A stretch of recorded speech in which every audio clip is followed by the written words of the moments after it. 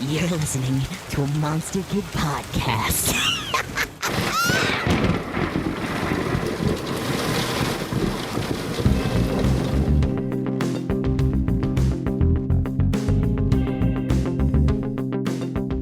Welcome to A Dingo Ate My Movie, a podcast featuring the weird and wonderful Australian genre movies from the 70s, 80s and beyond. I'm your host Pete, and today I'm joined by Jay to discuss the beer-soaked horror of Ted Kotcheff's Wake in Fright. Starred Gary Bond, Donald Pleasance, Sylvia Kay and Chips Rafferty, and was released in 1971.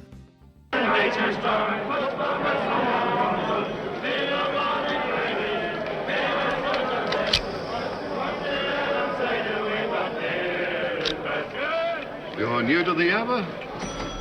Well, I just dropped in for the night. I'm flying to Sydney in the morning. Uh-huh. Come far? To Bunda. Ah, nice little place. You like it? Paradise on earth. Yeah. What do you do out there? Oh, I'm a bonded slave of the education department. I'm a school teacher. Oh, yes. You took over from old Murchison, didn't you? MacDonald, isn't it? Of course. And you're, Grant. Yeah, that's right. Well, I'll be blowed. Crawford's the name. Jock Crawford. John Grant. I'm pleased to know you, Jack. What about another beer?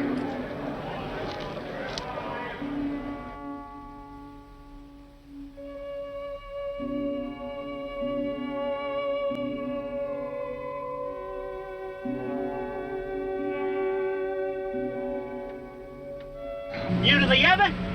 Yes. Staying long? Yeah, just tonight. Oh, that's hard luck. Want to see a bit more of the Yabba than that.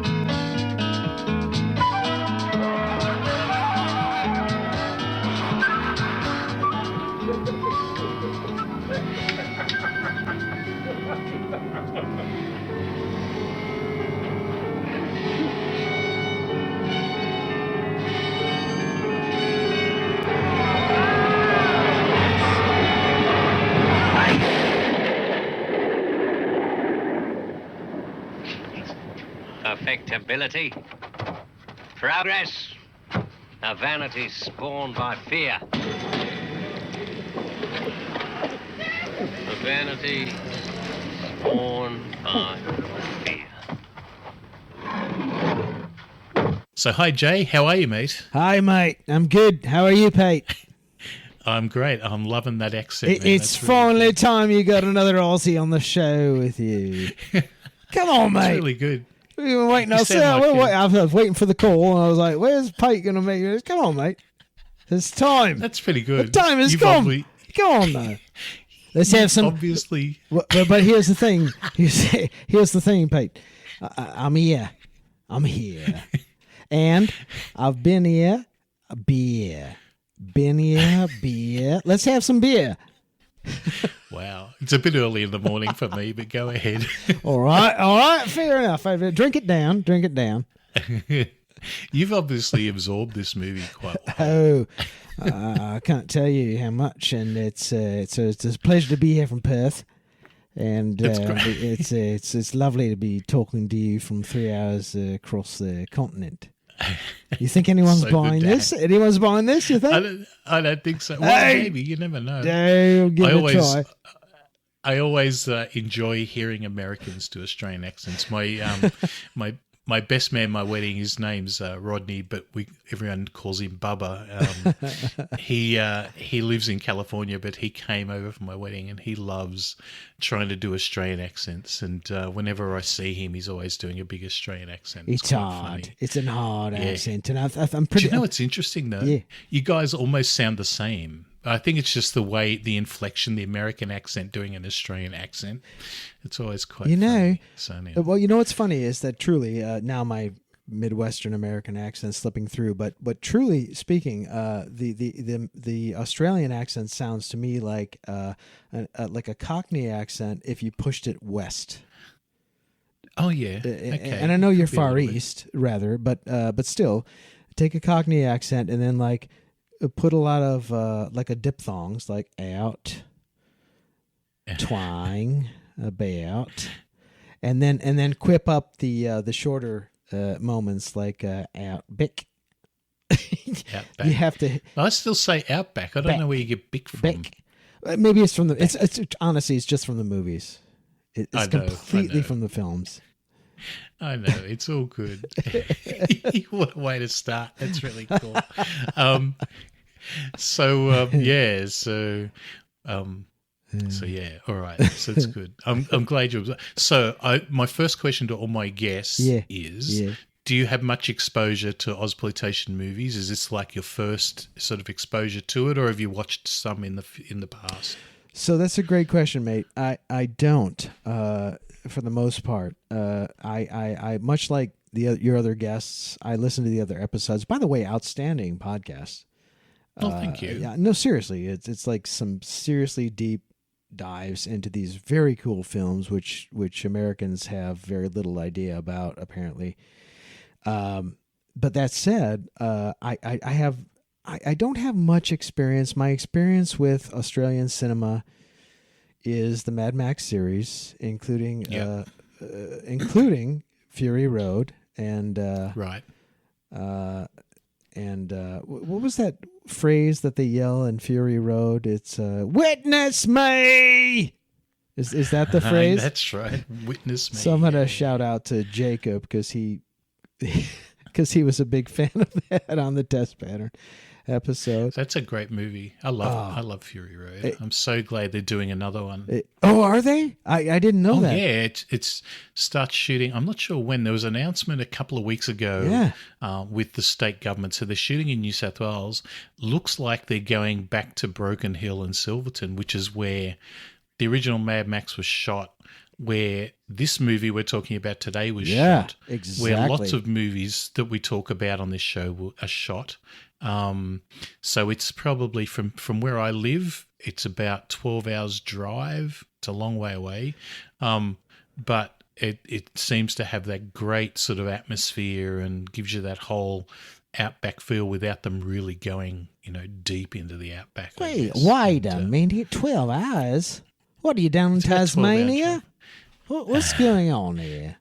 Well, Australia's a big place. So yeah, okay. So you've seen Fury Road, Mad Max, the Mad Max films. Also saw most of the other exports I know are musical, and you guys spoke about this before. Like Tab had mentioned that her mother was a big NXS fan, which I am as well, huge NXS fan. In fact, Pete, you and I can talk about this, man. So one of my very first, I swear to you, my very first concert as a music lover was Men at Work with special guest in excess. Wow. Yeah. Special guests. Special. I know. That's and cool. they had exactly two hits. The One Thing and Don't Change. And Don't Change is still on my rotation. Every time I listen. Don't Change is a fantastic song. It's probably the best pop song ever written. I'll just lay that out there. It's fantastic. I really like In Excess. Yeah.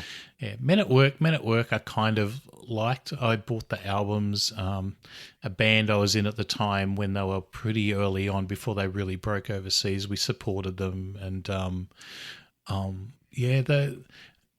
they kind of like. I was never a big fan of Down Under. I just thought it was all a bit cheesy. But then I think a lot of Australians sort of think those sort of songs are quite cheesy, but then they seem to work overseas, obviously. Yeah, right. But yeah, I was never a massive fan. Like, I owned the albums. I think you'd be un-Australian not to. But yeah, In Excess, definitely. I kind of, you probably, if you've been listening to this podcast, I always try to talk about music somewhere.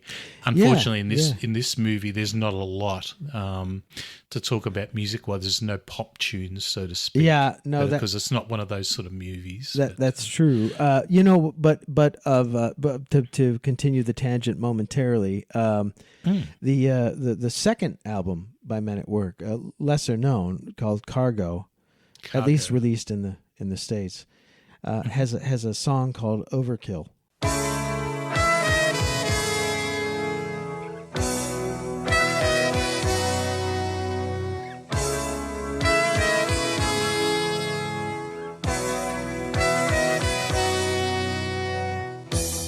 I can get to sleep.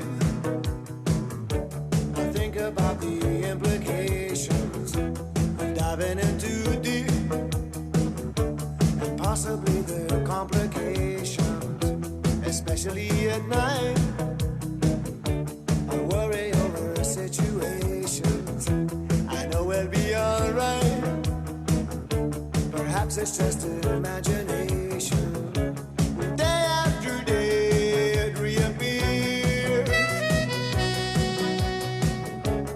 Night after night my heartbeat shows the fear. Ghosts appear and fade away.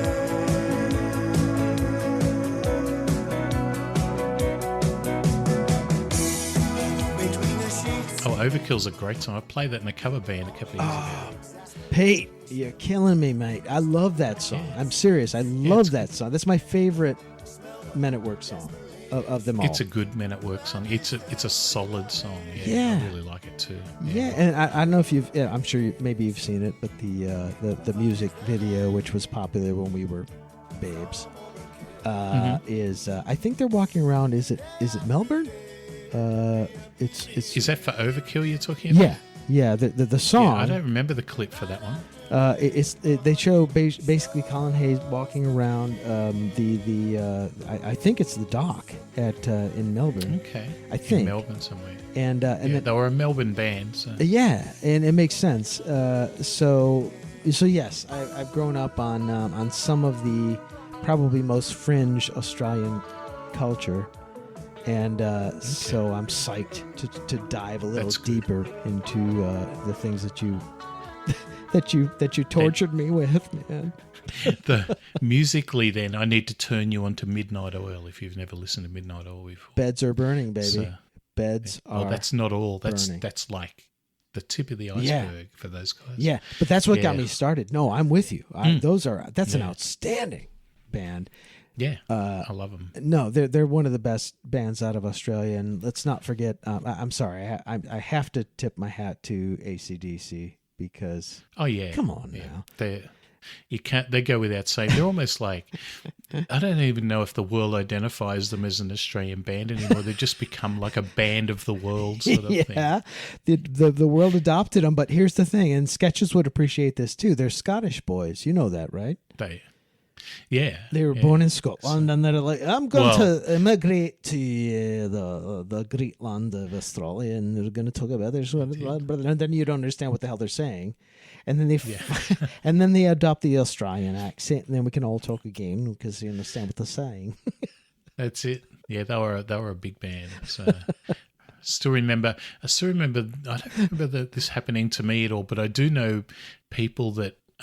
Very early on in AC/DC's career, they would play at their school. So the same happened with In Excess, right? I went to a Catholic school at Sutherland. They never played at my school. My friend went to Janelli Boys High, which is our local sort of public school, and In Excess played at their school. But this is like way before they were big, and it's quite amazing. Like I saw a lot of these bands like In Excess at pubs. I remember seeing, going to see them at pubs before they were before they became as big as they were. And that was the first place. Now we're really going off a tangent. You know the band Simple Minds, right? Yeah, of course. Yes. So the first place I ever saw them play was at Sylvania Hotel, which is a pub in Sydney. No, This is at a pub. once again before. Yeah, this is right back in. What album would it have been? Maybe probably their first album. Was it? They had the song Waterfront and a few other things on it. Mm-hmm. Yeah. Anyway, this isn't a music podcast as much as I'd like it to be. I'm sorry, Pete. But It's my fault. It's my fault, man. It's okay. All right, let's get into the synopsis. I've got a quick plot summary, and we'll just go through that, and then we'll get it. We'll pick this movie apart. Sure. So, an outback schoolteacher en route to Sydney for his Christmas holiday is stranded in a town after gambling his only savings away. While in town, he is befriended by some of the locals and swiftly learns what depths man is truly capable of. No, my mouth is agape still. We talked about this prior. I've watched this 4 times, and I still am not entirely sure who I am, where I am, or what I think. I think what this movie does is, for me, and just really quickly looking at my notes, for me as an Australian, it's pretty uncomfortable to watch. It really holds a mirror up to society that not only existed right back then in the 70s, but is also kind of there in the, in the undergrowth today. Watching John Grant spiral totally out of control is like really shocking, I thought. Yeah. And then with the color palette and the bleakness of the film at times, you never forget it. And I think, like, you're a classic example. You're still trying to come to grips with what the movie's all about. My hands are like permanently stapled to my forehead, and and because I'm not entirely sure what I watched or what I will watch again multiple times, and I have to thank you and also curse you for introducing this movie to me, because I will watch it again and I will take the different things from it. And for what it's worth, I understand the concept of being embarrassed. Having some reticence about your portrayal as a national identity from a film. Yeah. I don't think this is hyperbole when I say the United States does not have. We have a few problems of our own in our history, and so. I'll leave it at that, but I will say this film was beautiful, cinematically beautiful. It's gorgeous. The cinematography is unbelievable, and I looked up Brian West, who's the cinematographer, the director of photography, and he's not listed elsewhere. Do you know much about him? No, I don't. I never really got that far into looking at the cinematography side of it, but all I do is know is it absolutely shot beautifully. It's gorgeous. The first film, and the color palette. Yeah, I was going to say the first shot of the film is a 360-degree slow swipe, and it literally it's one of the most beautiful things I've ever seen in film to show the desolation of the characters we're about to talk about. Because it starts on a railroad, presumably north-south. Let's just use that as an axis, and then it starts. And there are 2 small buildings, and it swings slowly around 360 degrees back to the same 2 buildings, and there is nothing there elsewhere. That's it. Yeah, there are nothing. Yeah, there are rails and 2 buildings and a lot of dust. In fact, did you see this, Pete? There is in the background of the 360 swing. There's a dust devil.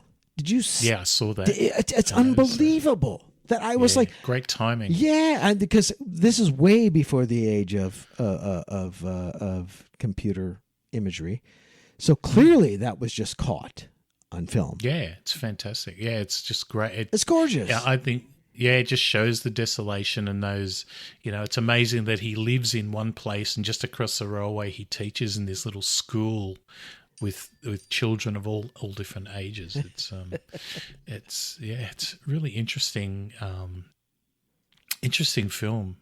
It's interesting in the fact that also that out of all the films I've done so far, it rates very highly in regards to just normal, not genre. You know how you'll talk about genre films and you'll say, oh, well, this, Halloween is, a 5 out of 5 and this is whatever. And, but most people don't rate those sort of movies, and in general, this movie is rated really highly amongst film critics. Like, just looking at things like Rotten Tomatoes, it has like a 96% rating on Rotten Tomatoes, which is fantastic. And I think on IMDb, it's got, I'm not sure the rating on IMDb, but it's like really highly rated movie. It's just fantastic. It was forgotten for a long time, though. It was kind of like one of those movies that in Australia, it didn't do well at all for obvious reasons that Australians didn't like them, see themselves like this. There's an anecdote from one of the early screenings that Jack Thompson went to, one of the actors in the movie. I've read this, yeah. Where somebody stood up and said, oh, this isn't us. And he actually said, shut up and sit down. It is us. And what's impressive is that apparently then that settled the crowd because they're like, oh, yeah, that's true. It is us, mate. And they all sat down. No, I'm with you. And it's a gorgeous film. You know what it is, Pete? It defies categorization. It truly does. I don't know how to. That's part of my dilemma here. I'm sitting here still kind of like deep in the heart, trying to respond to your. This is why I was kind of terrified and also psyched to talk to you about this particular film. It's almost like a Heart of Darkness film. It's like the descent, a little bit like that, of a human being into like backwards into their throat into hell. That's what this feels like to me. And I didn't know exactly, and I'm excited to talk to you further because I want to know how much this film, which by the way is 49 years old. Yeah. How much it speaks to modern day Australia, because watching it now, I was so dumbfounded and moved and disturbed and excited and ... And I guess we'll keep talking, but it's interesting because it's still, to a degree, I wouldn't say, I can't speak for like, outback Australia, what it's like in small towns and whatnot. But there's still bits of that culture that is still in the Australian psyche. The whole, that line in the movie about, oh, he'd rather talk to a girl than have a beer, or the fact that at the end of the movie, John Grant gets really pissed off with that guy that drives him into town, says, will you come and have a beer with me? And he says, and he gets offended that he doesn't. And he says to the guy, you could kill somebody, you could do all this and you'd be fine with it. But if you say no to a beer, you're the worst in the world. And that's still a bit like that in some places. Like, it hasn't happened to me for a long time, but there's still those times where you'll be with a bunch of guys and they'll say, oh, let's come and have a beer, go and have a beer. And you go, oh, no, not really. Or you're out somewhere and someone will say, oh, you're going to have a beer. And you might say, oh, no, I'm just going to have, whatever. And they're like, oh, what's wrong with you? Why don't you have a beer? And all this sort of stuff. So there's definitely beer culture is still a big deal in Australia. Pete, it's beyond beer culture. I mean, there's a part in this film where they're like, all right, don't have a beer. Let's have some whiskeys. And they're like, 4 whiskeys. And then Pleasance is like, 3 whiskeys. It's like, 4 whiskeys. And they keep going back and forth, which is terrifying. Yeah. It's truly, we'll I guess we'll get into it. But, man. I think, Lord. Yeah, I think it's definitely that thing where there's that expectation and and it still does happen that, like, okay, it's the weekend, let's go out and get shit-faced and get up to some trouble and get in a fight and whatever. And while not quite as prevalent as it was in the 70s and to a degree the 80s, it's still there. There's still some of that there. I'm not sure about there's a few, like, I guess, for want of a better term, homosexual overtones to some of the movie. Much. Yes, that's true. Especially with the wrestling and the fighting and stuff like that. Well, and let's face it, the mostly all male casts and collections and versions of scenes where I don't know if the exact the purpose was to imply a patriarchal slash mostly male society, but they sure as well hit it on the head. Yeah, I think so. Yeah. When the director was in Broken Hill, he was told by the mayor that the population of Broken Hill was 3-to-1 men to women. You know what? It looks more so in this film. It looks more like maybe 10-to-1 in the film. Yeah. There is definitely, and I'm starting to do this with some of the movies we're doing. There's definitely, I guess, a bit of a content warning. If you're going to watch this movie, you got to remember that it was made in the 70s, and it's going to have some scenes that are probably for some people going to be a bit uncomfortable in this day and age. But I think it's a really, like, I look at it as a piece of art, and it's definitely still relevant to look at that sort of thing and look at it under the guise of, okay, this was shot in the 70s and this is what things were like then. Yeah. But it's you know what, Pete, that means you and I, mate, we come with a warning label. We do. Yeah, just by the year we were born. Exactly right. Yeah, I once again, I try really hard with these podcasts, but I can't help it. You end up talking about sociological issues and things like that. Oh, sure. It's important. I still look at things. I think so. And I still look at things at my age, and I go, why do they want to do that for? And I have to always remind myself that I'm a 58-year-old man living in a world of 20 to 30-year-olds and 35 years olds, and they don't kind of get that sort of thing. Yeah, but you're a progressive, mate. You're a progressive. I am a progressive fella. for a boomer. Yeah, I'm a progressive Yes, boomer. you are. Maybe that should be a term, progressive boomer. Boomer. You're a PB, mate. You're a PB, mate. What are you? You're not a boomer. What are you? I'm between the ages. You're a Gen something. I'm a Gen X / millennial. Yeah, millennial. I know it's hard. It's hard, man. I'm probably more Gen X than the kiddos. But you shouldn't have labels anyway. No, you're absolutely right, and we should just all accept each other. I mean, I'm off the script, but we should just all accept each other the way we are. And to be fair, this film.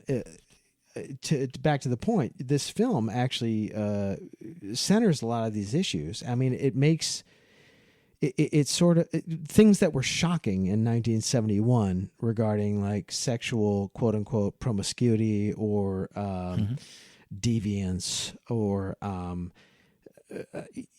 you name it. They come up in this film, and they clearly shot them in a very artistic way that at the time was probably blew the audience out of their seats. I would suspect. Yeah. Now we think, well, what's the big deal? He made out with some guy, and they woke up and they don't know if they had sex. By the same token, like in the 70s in Australia, It's really interesting. That's what I think. I think that's where the brilliance in this movie lies, in the fact that there is so much there, and there's so much undertone. There's so many undertones.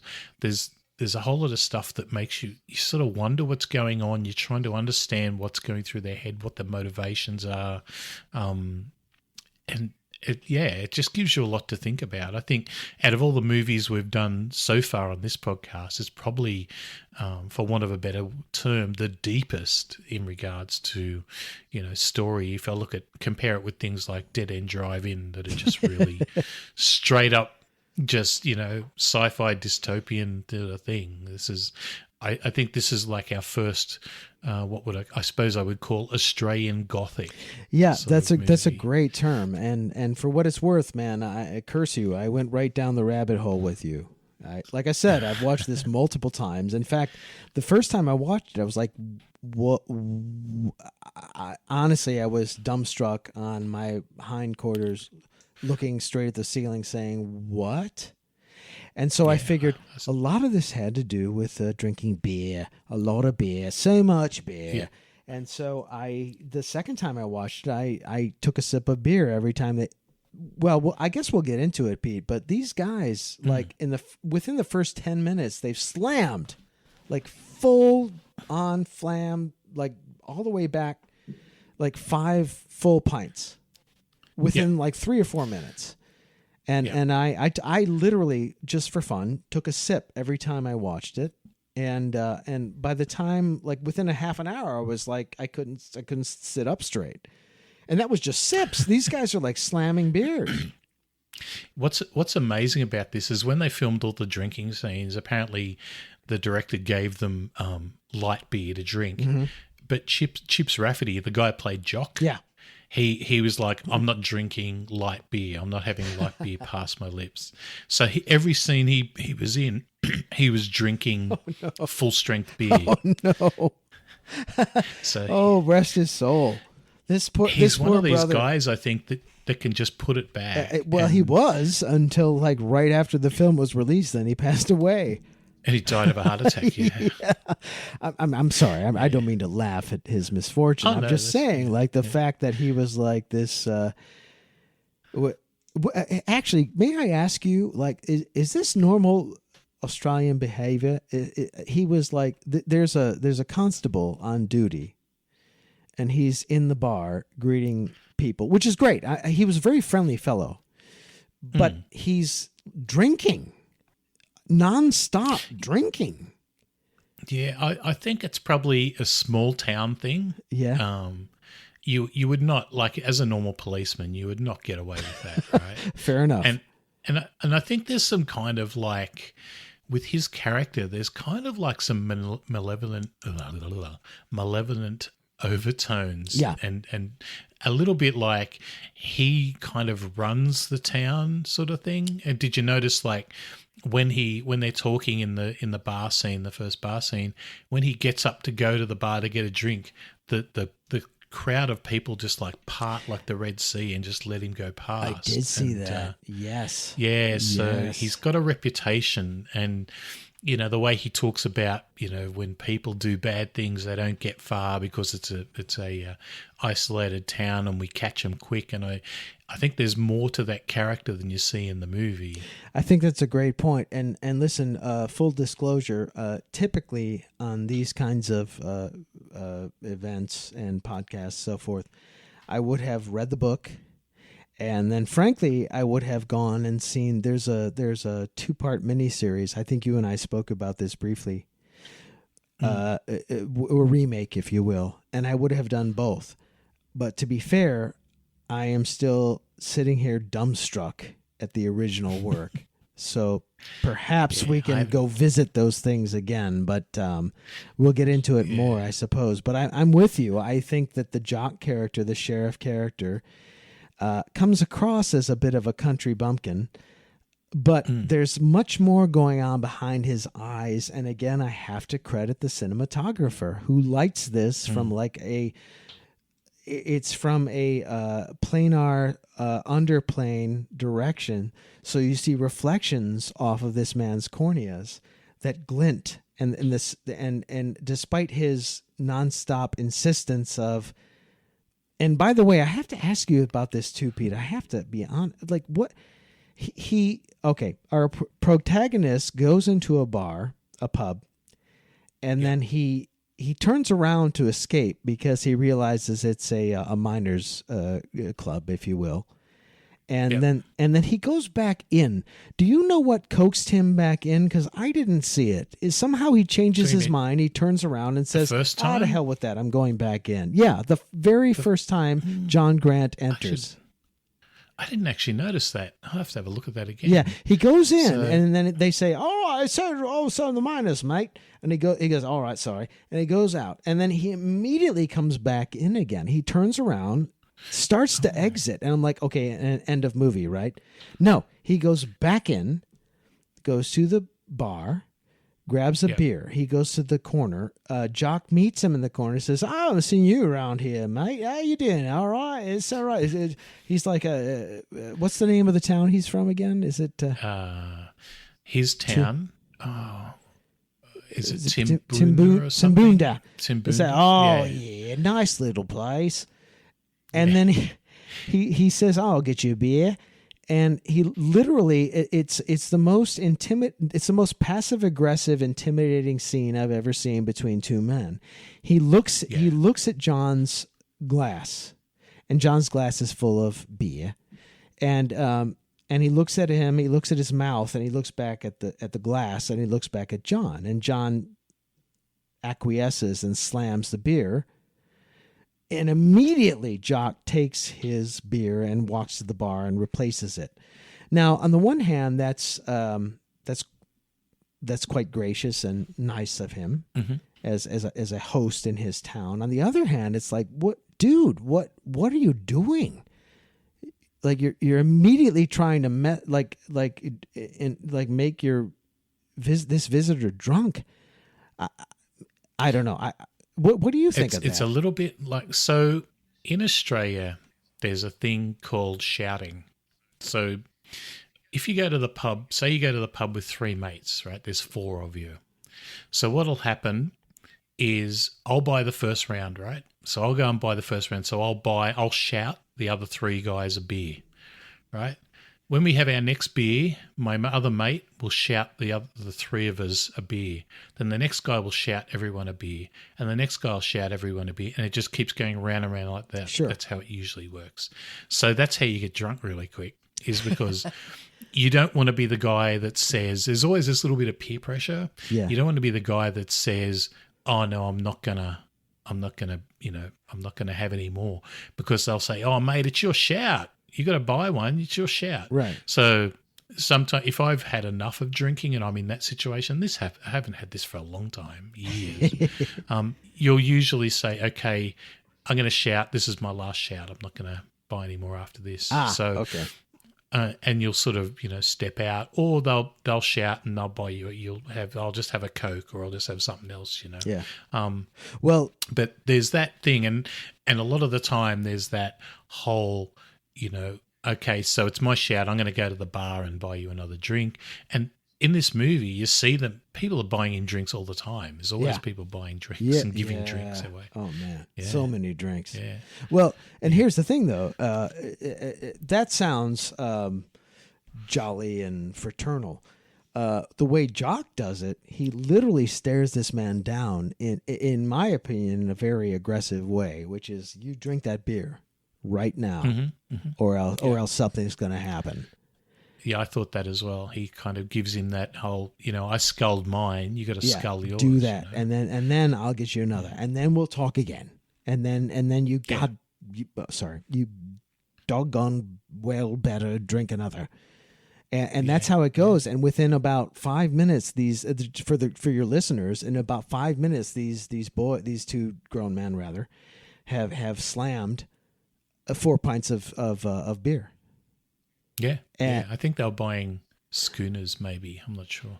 So there's two drink sizes with beer in Australia. You have middies and schooners, and of course I don't have to. Hang on, what's a middy? Let me tell you. Okay, so I'm just found.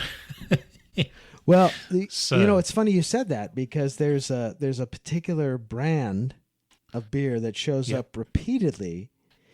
The West Coast one. West Coast bitters. West Coast bitters. Yeah. And I thought maybe it was perhaps it was a made up brand, but you assured me it was not. That in fact, That was a brand. Yeah. yeah, it's still there. It's still, well, I mean, I don't know if it is now. I don't know. I haven't seen it for years, but it's probably still there. Yeah. So with drink sizes, there's a schooner, which is 425 mils. So that's what, 15 ounces, 15 fluid ounces. Right. And then I'm going to respond there's in Australian drunk. And then there's like a midi, which is a smaller beer. There's all different sizes. There's pots that's usually in Northern Territory and Tasmania. Yeah. There's all different sizes depending on what state you're in. Are they smaller than the first one? Oh no, there's some bigger ones. Did you see? I think in one scene they were drinking from someone was drinking from one of the I think they call them a Darwin stubby these days. They're like a big beer bottle, a really big beer bottle. Oh, are you kidding? Like, yeah, that's on the. In fact, that's on this when he wakes up on the second night, not the first night. Yeah. And by the way, that's another thing to implore to your listeners: give up all sense of time. I've seen this film 4 times, and I still am not entirely sure what day what's happening. I can tell you. I'm the same. Yeah, I can tell you for sure. The first day with the school where he's literally waiting and watching his watch. That's the first day before he lets the kids go from school. And then the last day is obviously when he's released from the hospital. But I lost all track in between.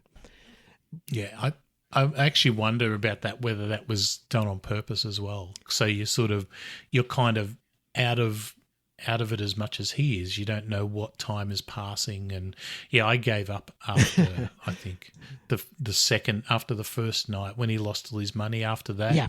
I kind of gave up trying to figure out when it was. Yeah. So yeah, Exactly. So no, so he was so those huge beer bottles that you're talking about. The second night he wakes Darwin up, stubby. the doc gives him one from the fridge. He's like, drink this down, and this after he's like already said. He said he gave me a drink. Eat this, it's good for you. And he tried, and seriously, and then he asked, "Oh, this is delicious. What is it?" And he's like, "It's kangaroo." Oh yeah, the food. Yeah. So, and he stops. Have you ever eaten kangaroo before? Admittedly, brother, I have not. You haven't? I've never tried the delicacy. Listen, I'm not a vegetarian, and I have nothing against meat per se. But I to this day, after 4 viewings of this film, I still haven't watched a wallaby hunt. I still have not watched. I couldn't do it. I'm sorry. Yeah, I feel like a failure. I couldn't do it. That's all right. Yeah. Kangaroo is actually quite nice. It's they farm it here now. So oh yeah. It's yeah. You can buy it in the supermarket. You can just go to the supermarket and buy it. Goodness. It's, all right. So for Western folks, that might seem a little bit odd, only because we don't have them. We have rabbits, relatives, rabbits, and so forth. But in general, we don't cull them for food at this point. And I'm not judging. I'm just saying the brutality of the hunt scenes it made me avert my eyes. Fair warning. I just couldn't do it. Yeah. I couldn't do it. Well, yeah, I think that's another warning that probably needs to be on this movie. If you're going to watch this movie, understand that there is a fairly long scene of kangaroos being hunted and shot by a car full of drunken Australians, and the scenes that were shot of the kangaroo hunt were actually real hunters that the production team got in contact with, and they went out on a night hunt with them while they were hunting down kangaroos. It's super brutal, and it is difficult to watch because it is actually happening. There's one of the interviews with Ted Kotcheff around the direction of the film, the making of the film. He was saying that he went out with these hunters and they would say, well, we can shoot them in the head, we can shoot them in the kidneys, and we can shoot them somewhere else. Just let us know, because each one gives you like a different kind of reaction once we shoot them. I'm not going to get into it because it's really gross. Yeah, it hurts. Yeah. And he was just like, he said to them, I don't want to know what you do. I just have to film it. And so they did that. And he was saying eventually it got to the stage where they were missing or not hitting them properly. And he figured out, he was wondering why this happened. And when he looked at it, they were all drinking. Yeah. So this was about 2 a.m. in the morning. They were all getting drunk. So they weren't, as accurate as they should have been. Because I would think if you're going to shoot animals like a kangaroo, which in some areas of Australia, I must be truthful and say are considered a pest. That's why they do cull them in some places. That's interesting. That's yeah. unknown to your listeners in the States. I did not know that. Yeah. Yeah, they can get in big numbers. They can really raise an area like a agricultural area. Mm-hmm. So they did cull them quite a bit. Like I was saying to you before we started, like in 2020, I looked this up a couple of weeks ago. In 2020, the kangaroo population in Australia is 50 million, which is twice the people population. So it's there are a lot of them. It's strange. I think Australia has a very strange relationship with kangaroos. Like it's on the coat of arms, but we do cull them, we do eat them, which is all right. A bit strange. Well, now I have an idea because you just said wait twice the number of people. Yeah, all right, Australian here population is about 25 million. All right, Pete. We have a movie here coming here. Wake and Fright, Wallaby Revenge. That's what it should be. Part 2. The ruse revenge. Yeah. Just if you want to see a really bad Australian movie or something, it's a Hollywood movie, I think. Oh no, with a kangaroo. Have you seen that Kangaroo Jack movie? It rings a bell. I have not. I don't think I've seen it though. It's a comedy. It's I'm trying to remember who was in it. I saw it on TV here a while ago, and we decided to watch it because there was nothing else to do. It was a Saturday afternoon or something. And it's like these two American guys come to Australia for some reason, and they get involved in crime, and they're chasing this kangaroo because somehow this kangaroo's got something that's very valuable. I can't remember it all, and it's really crazy. And it's got a really bad CGI kangaroo in it, and but it does star Michael Shannon, so it can't be all bad. You looked it up. There you go. You looked it up. I did while we're talking. Yeah. So, 2003. Yeah, there you go. And there was a TV series that was on for years and years and years in Australia called Skippy, which was Skippy the Bush Kangaroo. And it was basically a TV series around a park ranger, a national parks ranger, and his family, and they had a pet kangaroo called Skippy. But Skippy was amazing because Skippy could do everything from like save someone that's caught under a rock or anything like that. But it was kind of like a pretty inoffensive, like kid. It's a kid's show. Yeah, right? I used to watch it after school. Sure, he's like Land Flipper.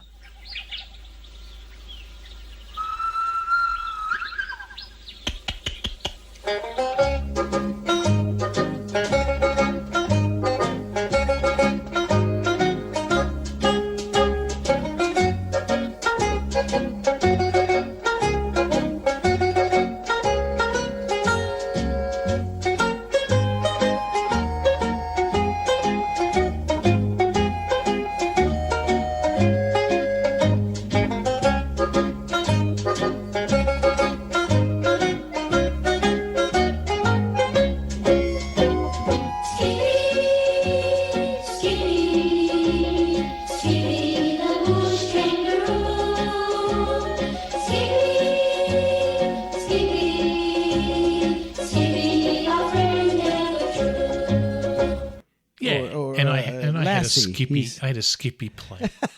Nice. Yeah, and nice. Yeah, and it was a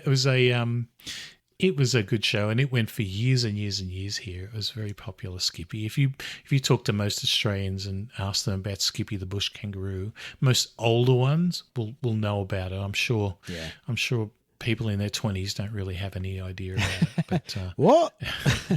What? What? So yeah. Well, I'm with you. Skippy the bush. To be fair, to close to end my discussion on it, I'm not anti-hunting per se.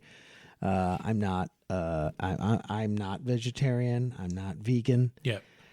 But that's a brutal scene on It's terrible. a Sunday night amongst multiple drunk Australians, including one teacher from Timbuda, or what the name of his town is, who just happened to wake up on the floor of some shed and of Donald Pleasance.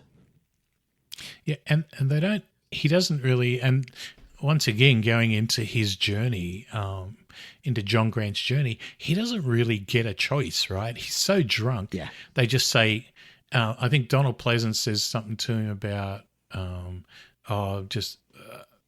sort of get yourself ready, we're going shooting or something like that. And he really gets no say in it. They kind of just drag him away. They give him a gun. They give him a gun as a gift. Once again, it's kind of like the whole give you a beer, give you this, give you that, here's a gun sort of thing. Yeah. And take him shooting. And, yeah, it's a brutal scene. But I think it's important, and we were saying before, I think before we started, that, you know, there's that piece at the end credits, before the end credits, where there's a whole thing about, you know, about that scene in the movie, and that they, after talking with, you know, animal rights and things like that, they decided to leave it in, but with that message about endangered species and the way they're hunted. Yeah, very, very brave. And I don't get me wrong, I applaud the director for including those scenes, because I think it complemented the film quite well. I just had to avert my eyes. And then, to be fair, Pete, I also rescue greyhound dogs. Oh, okay. I have two who have been walking in and out while we've been chatting. And during their whole hunt, they have a beautiful, lovely, thin greyhound in the back seat, who goes and like fetches these dead wallabies and so forth. So that made it even harder to watch for me, because I imagine my rescues running and fetching these slaughtered babies. Yeah. Do you have the same issues there with greyhounds as we have here? So they get used and abused and just we do. Yeah, we do. Yeah. Yeah, we have volunteer sort of, you know, people here that take care of all that and try to rehome them and stuff like that. Yeah, that's it. I'm part of one of those groups here in the States. So yeah, okay. sounds pretty similar. But Pleasance and the thugs and and John Grant, I call them the thugs. Yeah. These fellas, I don't know where you want to start, but these guys, the minute they walk in, you're like, oh, this is trouble. These guys are trouble. Yeah, you know, they're typical sort of Aussie crazy guys. Well, let's run down the movie a little bit. Sure. So sorry. Let's backpedal like 2 or 3 steps here. Let's just run down the movie a little bit, because otherwise we'll be here till next year, which is all good. I'd be happy to do that, but I'm not going to edit a 10-hour podcast. You're good on you, man. Good on you. So like we said, we have that great scene at the start, and we have the kids in the class, and the kids are all ages, because obviously it's a school that, you know, only has one teacher, and there's kids there that are probably 5 or 6, and there's other kids there. The guy looks like he's about 15. I was going to say there's pre toddlers all the way up to about like a 17-year-old. Yeah. It's exactly. It's truly a one. It's a one classroom school. And what's interesting, Pete, and let's see if you can help me with this. So he's literally watching John Grant's the teacher. He's sitting watching this classroom full of, let's say, 30 kids. And then he's literally watching his watch. I don't know what he's waiting for. Unless he's waiting to let them go for their Christmas holiday. Yeah, but I don't know why he's waiting, because he's not saying anything, and they're just watching him with rapt attention. And finally, it's quite strange. It's very odd, because you would think in an environment like that, where you don't have like overhead Big Brother watching, you'd be like, get the hell out of here, kids. Yeah, exactly. You just let him go when you feel like but it. no, he sticks to the watch, and right when the watch strikes the hour, he's like, "All right, have a good Christmas holiday." Have a good holiday. Yeah, And they all leave. But here's what I want to ask you, Pete: where did they go?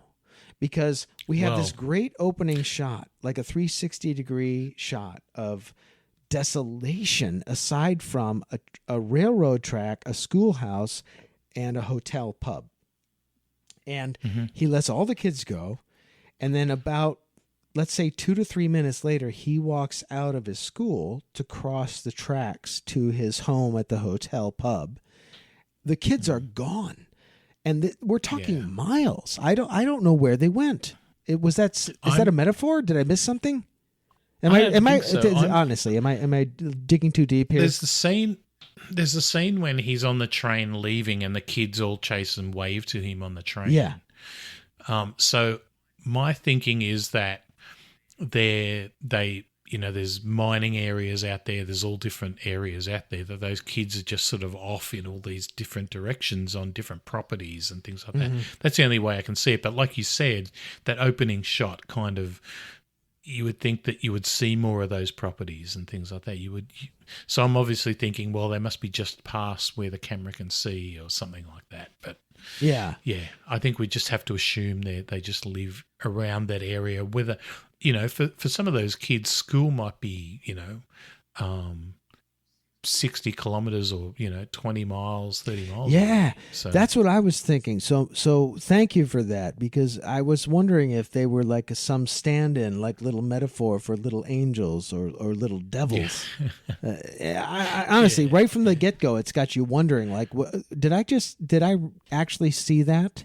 Because he walks out of his schoolhouse, one-room schoolhouse, 2 to 3 minutes later, and none of those kids are to be found, not one.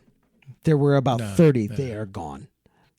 Yeah, they all took off really quick. Yeah, gone. Yeah, he goes back to his room, and it's really interesting when you see his room, and they do that shot where they pan around his room. It's one of those great shots that tells you nearly everything you need to know about that character just in that one shot without having to say anything. So you've got he obviously collects like geodes and rocks and things like that. Yep. And you can see he's got a Beatles album on the wall. I think it's Abbey Road. He's got another record there. I didn't recall what that was. And then it pans around. There's photos of his family and his girlfriend in Sydney and all that sort of thing. It's really he's got several books, a record player, and then also several. And this did not go unnoticed. He has like beautiful black pencil drawings, desolate drawings of his surroundings. Yeah, and it clearly immediately incites to the viewer. He's been out here for a while. This is taking a toll on his psyche. Yeah, I agree. Yeah, it would be very. Could you imagine just living in the back of that pub? Where I don't even know, firstly, I don't even know why a pub exists that far out, but I'm assuming, like I said, with the kids, that there is some sort of community, as dispersed as it might be, that actually comes to that pub occasionally, Yeah, it's like a pub hotel, and apparently he's really the only tenant. Yeah, with Charlie. Yeah, John Bellion. Yeah, he's got an Aboriginal wife in the back that doesn't look very happy. No, she looks miserable and just occasionally looks up from her duties and looks back to the table. Very sad. Yeah, unfortunately, most of the women in this movie look very unhappy. Oh, yeah. So yeah. Yeah. I think that's very telling as well. I think there's an understated message there too. Oh yeah, I think so too. I think there's a lot. And then he gets on the train, and you get that the first time, come and have a drink with us. Do you want to have a drink? There's those guys sitting at the back of the train, and they're all singing, and the first thing they ask him is to have a beer, and this is where it all kind of begins, right? Yeah, this is great foreshadowing too, because the filmmakers in a brilliant move come full circle, which I'm sure we'll get to. But at the very beginning, he's very resistant. He's like, no, thank you, and he goes to sit down, and I really want to know your take on this, Pete. He sits across from, so these fellas in the back, they're like, oh, he's a drink, and they're all like having their beers. And having a sing song. Yeah, truly. And he sits in the front, and he takes a glass of water from the fountain, and he sits in the front of the car.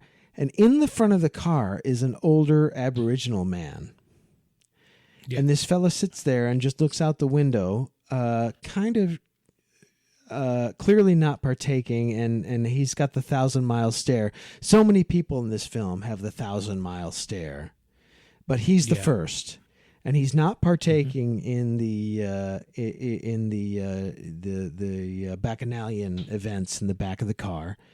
And but then by the same token, John doesn't really recognize him, but the filmmakers put an emphasis on him, and I took a lot from that. That was a very powerful moment to me in this film, watching this Aboriginal fellow sober as a judge, looking out the window, just staring into space. Yeah, I think to me it's all that scene. Those shots are all about. What's the word I'm looking for? All about isolation to me. It's all about John Grant's kind of isolated from the community in a way. He's just there to do a job, right? So he's indentured to the government. What was it, $1,000 bond that he has to pay to teach there, and they make him go where they put him to teach while ever he's got that bond there. And you've got the Aboriginal fellow who's, obviously isolated as well. To me, it's just great. It's a really interesting scene as well, isn't it? Just it's beautiful. It's gorgeous. Yeah. And here's what I found interesting was they put him towards the front of the car with his Aboriginal fellow. And you would think he's a natural contact, like somebody to talk to, an ally, but they don't speak. They look outside the car to opposite directions, and then even more ominously, towards the end of that scene, the Aboriginal fellow. Oh man, my head is still swimming. Sorry, man, but the Aboriginal guy is looking away, and it's very subtle, but towards the end of the scene, he actually starts humming along with the drinkers at the back of the car. And I don't know what that means. I am searching for meaning. Yeah, I'm not sure either. I don't know whether it means he's isolated, but he wants to be part of the group, or whether he's just, happy to sing along or sing, and he just wants to sing as well. Or he's been indoctrinated, and now he's literally going through the motions, like some kind of peculiar prayer to the Australian government. It was weird, and I loved it, and it was gorgeous, and I am still dumbfounded. It's. He gets to, and this is the first 5 minutes of the movie, man. We're not even, we're hardly even into the movie. Damn it! He gets to the Yabba, and he gets in the cab. I think it's a taxi, and the guy picks him up and says, deal. I think and once again, this happens like a few times in the movies. Like, oh, do you like the Yabba, mate? And Yabba. First minute, everyone likes the Yabba, and he says it's a great place for a holiday, blah blah blah, whatever. As he's looking out the window past all these mines and stuff, like it's a mining town. It's mines and desolation, so, and to mention it, it's also Christmas. Yeah. So this is I think also, go on. No, I was going to say it's not your stereotypical white Christmas from the UK. Yeah, it's dust devils and like mining equipment, and he's like, "Hey, you welcome to the Yabba? Take you to the bar." He gets the and I think it's interesting. Like John Grant's character in this movie at the beginning at least, I think he's kind of contemptuous of some of these people. Like Very. He's kind of like, he looks down his nose at them a bit, and as some people would. And I think that's another thing that's uncomfortable when it's kind of also putting a mirror up to yourself. Yeah. When you see things like that, you're thinking, wow, I would probably almost be the same. I would be thinking, oh, these people think their place is the best place to live, but you know what? It's a shithole, And that's exactly what's going on John Grant's mind. Right. Yeah, entirely. Absolutely what's going on in his head. He's going, what are you talking about, mate? This place is a fucking shithole. But listen, right? Pete, though, we cannot canonize him, though, because I'm going to tell you something that we forgot to mention. So he's having daydreams on the train about his bird, Robin in Bondi. And he's like, literally, he has these. He's starting to nod off, and he's imagining this. To be fair, she's a beautiful girl, She's gorgeous, gorgeous girl, in a retro swimsuit, and she's shapely and really lovely. And she's coming out of the ocean, and she's sweeping her hair back in slow motion, and she comes up to him, and this is where I kind of lose a little bit of his self-righteousness. She bends down in front of him in his fantasy, and he's rejected a beer from the mates, right, in the back of the car. Yeah. But in the fantasy, he lifts up the beer bottle, and he like suggestively caresses between her breasts with his cold beer bottle. Yeah. And she looks at him longingly, and I'm like, oh, you're not so different from the rest of those guys, mate. Come on now. Exactly. I was trying to search for meaning in that scene, but then when I heard the director, he just said, I don't know why I put that beer bottle there. So I'm like, oh, okay. Well, you have to keep I'm sorry, I don't mean to be like misogynist, but you have to keep the rest of the male audience awake. Come on. I mean, there hasn't been any 70s. women there in the whole film, aside from the little kiddos in the schoolhouse, and also the Aboriginal wife. His girlfriend is the first participating female adult we've seen, and she's in his fantasy. And as much as we like to think he's highbrow and above, and I couldn't possibly have a drink with you fellows, he's imagining this gorgeous woman, like basically half naked with his cold beer between her boobs. Yeah. And, sorry, I had to throw that in there because we can't build I forgot about that. too much he's self-righteous. He's not quite righteous. Does that sound accurate? Yeah. I think so. All right. And he's he still has this thing. Yeah, I still think it's interesting that that you get in this movie, especially the introductory scenes, you get like the taxi driver saying how great Yabba is, and you get Jock selling him, oh, Yabba's a great place, and you can just tell by his reactions that he's like, no, it's not. It's not that good, right? Yeah. And he's kind of amazed that people are so. But once again, that's kind of. I don't know what it's like in the US, but it's kind of an Australian thing as well. People live I think it's maybe just human nature. People live in a town and they go, oh, mate, this is the greatest town. If someone comes in, like, I've got to show you around my town. Like I always say to people, and this I don't know if this is an Australian thing or not.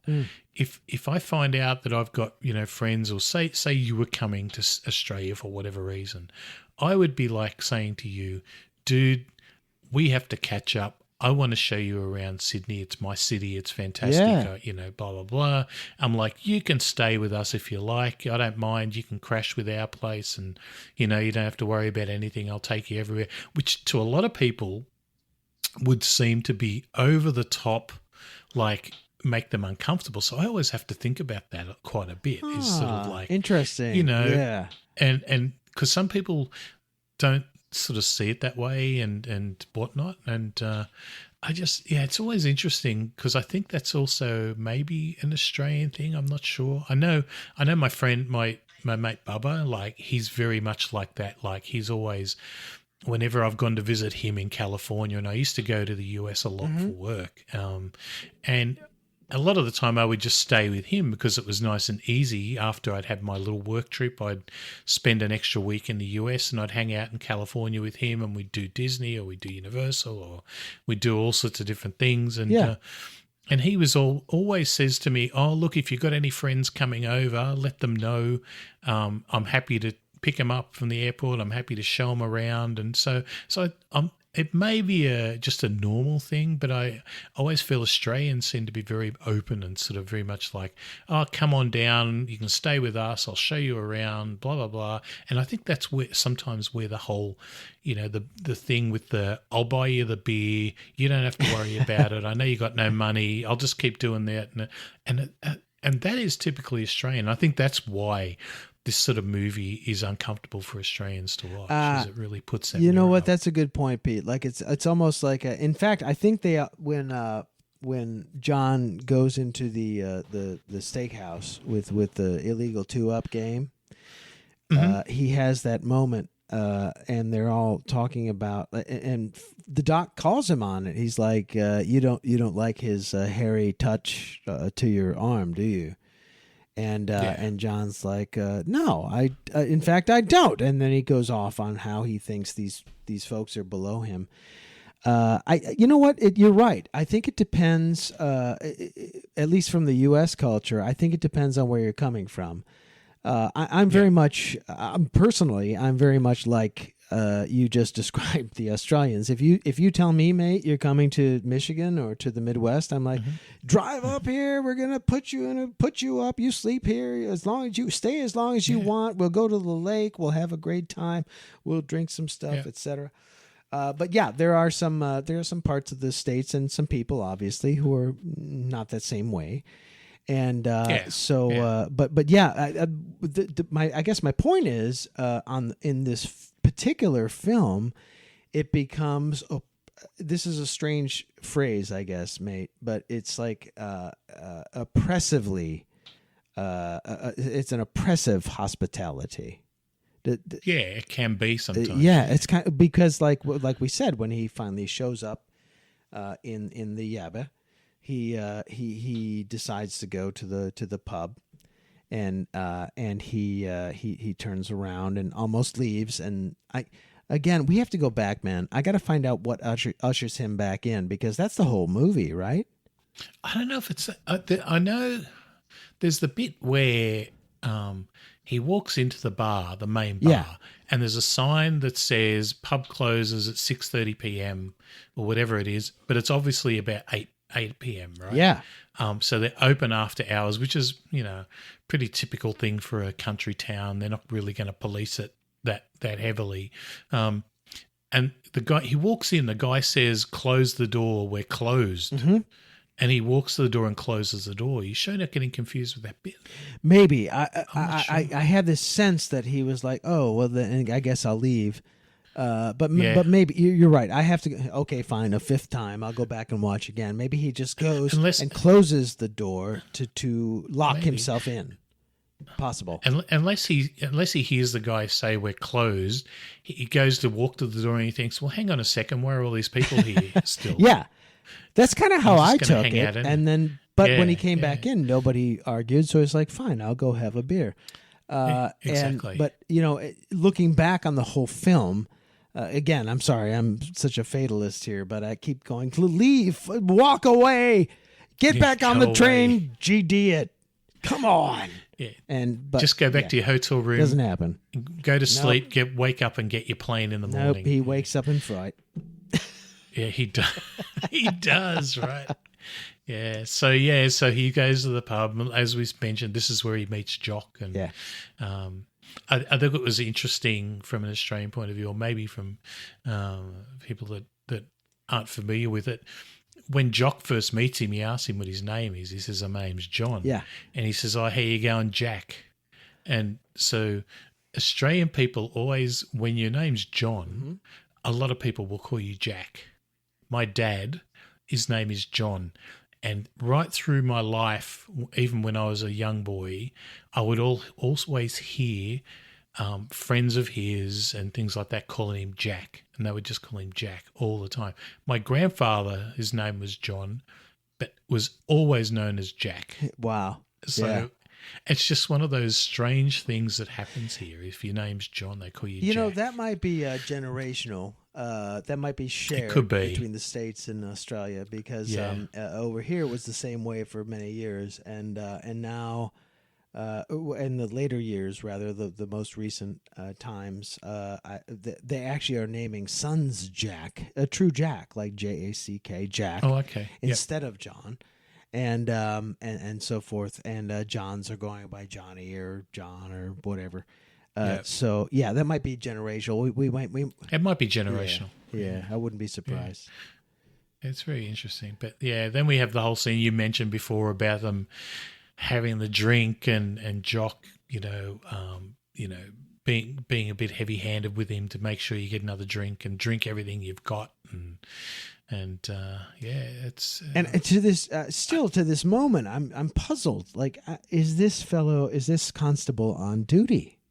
Because I don't know. because I think so. I literally had I sipped a beer as many times as they chugged one, like a full beer. I sipped a small sip. Yeah. And I was feeling tipsy, so I'm like, how are these people standing up, let alone functioning properly and law enforcing? You know, I think in a town like that, someone like Jock is always on duty. If you know what I mean. Yeah. It's like he's omnipresent. Is that the word? Omnipresent, whatever it is. He's always there. He's always wearing his uniform. And he's just always on duty, I would say. Yeah. I'd say he's probably the only cop in town, although when you look at the town itself, it looks a bit big to just have one policeman. It does, especially if you look at over the whole town from the hospital bluff at the end of the film. Yeah. That's where exactly. I was like, good gracious, this is a small city. This isn't a little tiny podunk town. Yeah, it looks more like a small city, but it'd still definitely be a town, I guess. But there's plenty of towns like that in Australia. But yeah, and there's that. What was it talking about? Oh, there's a whole bit I think in your notes where he's like, "Give us your dough, I'll get it quicker." That tells you a little bit about Jock's influence on the population of that town. Yeah. Well, it's funny you mentioned that. I didn't even think about his influence. I thought about the importance, the whole goal of becoming inebriated much faster. That's what I took from that moment. It's like, all right, give me your dough, I'll get it faster. And also at this stage, are we at the pub or at the RSL? Because I know there's that switch. They start at the pub where there's all those people. There's just that really big pub at the start. And then they end up at the RSL where they've got the band playing the Christmas songs. Oh, my God. That band is awful. The women at the table. That's the worst band ever, dude. It's so typical of an RSL. So do you know what? So they're at an RSL club. An RSL club is RSL stands for Return Services League. Sure. So in Australia, that's kind of where you probably have clubs like this for war veterans and things. We do. Like that in the States, we call them the American Legion. There's another one called the Veterans of Foreign Wars, the VFW. So yeah, a couple of similar. Yeah. Yeah. So we have RSLs, and the whole thing with an RSL is that generally they were created for return servicemen, but obviously there's RSLs everywhere in Australia. There still are lots of RSLs in Australia, and that's where you get the whole thing about the ode. So you got the Lest We Forget piece in this, and it was quite interesting the way it was done, and it's so typical of how the ode is done in RSLs. So you know what, Pete? That's terrifying because. No, is that a realistic moment? Yes, it's realistic. So every day at an RSL club at 6 p.m., they will do the ode. So the lights will dim automatically. You're not told it's happening. It just happens because that's what they do in an RSL. They dim the lights. Everyone stands up, and there's usually, I think there was a thing on the wall there, usually faces the west. and they do the ode, and they have like a minute's silence for soldiers that were lost in the war, the Second World War, First World War, etc. Get up, get up. Ladies and gentlemen, let us pay a tribute to our fallen comrades. They shall grow not old, as we that are left grow old. Age shall not weary them, nor the years condemn. At the going down of the sun and in the morning, we will remember them. We will remember them.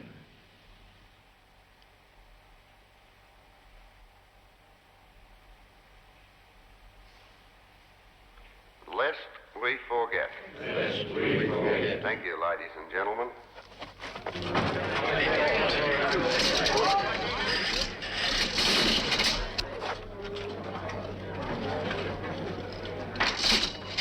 And they go through this whole thing, and in the whole club, everything shuts down for that 1 minute. So if you're playing the pokies, like those guys were doing, playing the poker machines, sure. I've been in clubs. So I in cover bands, I used to do a lot of work in RSL clubs. You'd be in the middle of setting up, and all of a sudden everything would stop, and you would just have to stop because it's disrespectful not to. Yeah.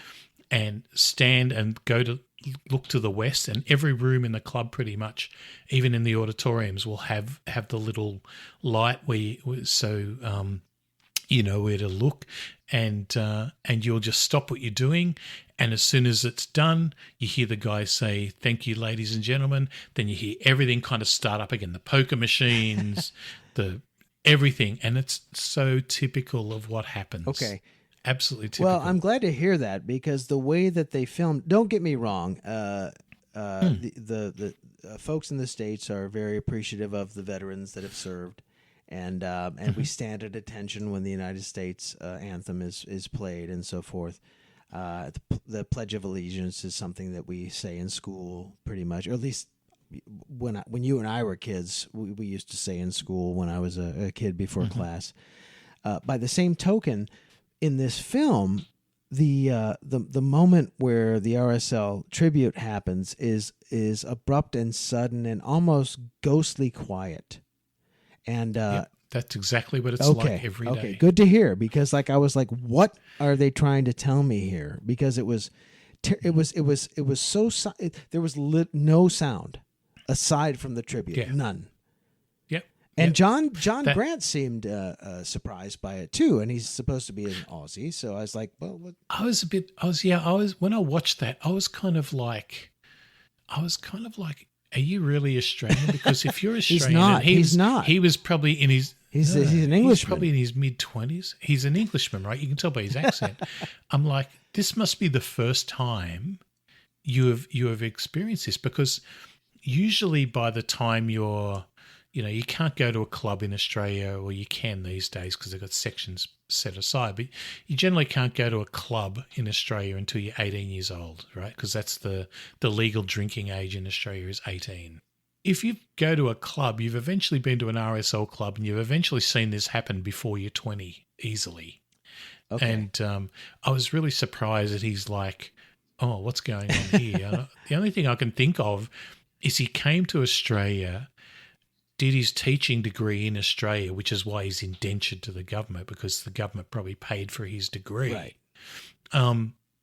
And he doesn't know what's going on. That's the only thing I could think of. Or he's never been to an RSL ever in his life. But I don't understand it, because even when I was young, growing up, there's Anzac Day, there's things like that where they talk about, about return service. I mean, you have it in your head before you're 15 years old, what goes on. Yeah. So it's just really odd. Well, I really, Pete, I really appreciate your saying that, and I certainly remove my cap for the Australian servicemen and women who are veterans. But that said, it might have been from my perspective, it might have been for American audiences jarring. And I know this was a joint American-Australian film. Yeah. And it was a bit jarring, because literally everything stopped, dead bone quiet, almost to the point of worship. and everybody turned to this monument, if you will. And so, thank you for informing me that's actually a true tribute, A thing. yeah, to Australian service people. Yeah. I sometimes think that someone like, Ted Kotcheff is the director, is Canadian. Yeah. I sometimes think he came to the country, saw and was somehow at a club or something and saw this happen. Yeah. And thought, I've got to put this in my movie, right? Because to North Americans, it's a little jarring. And don't get me wrong, and I'm really appreciative you told me that, because the States and Canada, of course, take their, are very, we honor our veterans. Yeah. But this seemed particularly austere. And so in a way, it's nice. I thought maybe perhaps it was like entering a Twilight Zone episode, but you have convinced me it is not true. That's just remind me if you ever come visit, I'll take you to an RSL about 5:30. Next round. What'd you say? Next round. All right, round. Yeah, next shout. Your shout. My shout. That's what it is. My shout, mate. Yeah, that's what it is. But yeah, so it's really interesting. Like, I've been burnt by the ode a few times. I've been setting up and at a club, and I've been sound checking. Like, I've been sound checking my drums and playing, and all of a sudden, all the lights go out, and you go, "Oh shit, I've got to stop." And it's kind of like okay, it's kind of a bit weird. All right, so to my American and Canadian compadres, that moment in the RSL is completely normal. It is. John Grant. It might look creepy. Yeah, John Grant should have followed Jock's advice to the letter. Okay, just getting that out of the way, Pete. Yeah, yeah. So, but most people, like, if it happened, like if you were visiting or someone was visiting, I wouldn't think they were being disrespectful if they didn't know what was going on and were going, "What the fuck is this?" Right? Because it's for somebody that hasn't experienced it, it is a bit strange, right? So, give you another a different example of the other way. My daughter, for 6 months, did a a college program at Disney, and she worked at Walt Disney World in Florida for 6 months as a cast member there, right, as working in the park. And she worked on, her job was working on Main Street. She was part of parades and something. So she was basically, you've been to Disney before, obviously. Yeah, right? I have. Yeah. So when they do the parade, she was the one that would put up the barriers so people couldn't, get across the road, and would make sure that when the parade was coming, people weren't running in between, etc., whatever. And she loved it. But anyway, so Disney had this thing they do. I'm sure it's every day, where at the end of the day they bring down the American flag in Main Street, and there's this whole ceremony around it. Yeah. And it's very respectful, and I've been there while it's happened, and it's lovely to see. And they usually I don't know where they get them from. They usually find a veteran that's in the crowd or something, and they involve them in it, and it's quite moving. She found it interesting the first time she had to do it, because she kind of was like, okay, this is like really weird. She had the same sort of feeling, that she felt strange putting a hand over her heart. I think that's what they do, right? Put your hand over your heart. And recite, right hand over heart. That's correct. Yep. And recite the what do you call it? There's like there's a Pledge of Allegiance to the flag of the United States of America. Yeah. That's the same thing. So she was exactly right. Yeah, she was actually asked by her manager, I think it was, that that she'd do it, and then someone else said to her, "Well, you're not American. You don't have to put your hand over your heart and do the Pledge of Allegiance if you don't really feel like it." But she was like, "Well, when in Rome, right?" So she kind of did it anyway, just to fit in, and that's what people do. And and it was she found it quite jarring as well, as much as an American would find the ode in an RSL club jarring for the first time. Yeah, no, like I said though, that I'm glad to hear that, and to be fair, this is a 50-year-old film, And to hear that level of honor still exists when I come to visit you, Pete. All right, mate, here I come. By this, I will, I'll stand at attention because it's good to know. At the time when I watched this film the first time, it was a little creepy. I'm just saying, just laying it out there. Totally get it. When I saw your comment about that, I was like, totally understand, because for someone on the outside, it looks really weird the way everyone just says it, and they say it very deadpan. The whole "lest we forget," and the whole and there's this very deadpan, very solemn kind of ode that's read out that people say, and then there's the "thank you, ladies and gentlemen," clink, clink, clink, clink, clink, and all the noises start again. Right, and you see the shot with the guys and the pokies all pulling down at the same time, and everything goes back to normal. So that's the jarring part of that whole scene. Well, another part that was jarring was that they're all apparently completely wasted, and they all stand at attention completely straight for at least 3 or 4 minutes. Correct. How they do that, I had no idea, because I'd be falling to my left. It's interesting, right? Like, there's a generation of Australians, and I don't want to call out my dad, right? All right, I'm going Dad, come on, Dad. You're in trouble, Dad. No, my dad's fine. He's not alcoholic or anything like that. All right, Dad, Jack's fine. Jack's fine. There's something in his generation of people, my uncle is the same, where they can sit down for an afternoon at a pub or at someone's place and they can drink beer. You don't even count how many they've had. And you can tell they're drunk, but they're not like... They just seem to absorb it better. Right, but they can still stand up. I don't know what it is. It's probably just because they've been doing it for years, right? I suppose. And if I see, and then I'll go out to a pub on a Saturday night here at this point of time at this year, and you'll see guys that have maybe had, I don't know, 5 beers or 5 drinks, and they're almost pissing themselves. They're so drunk. Yeah, well, listen, you cut that in half, and you've got me watching this movie. I'm just saying, man.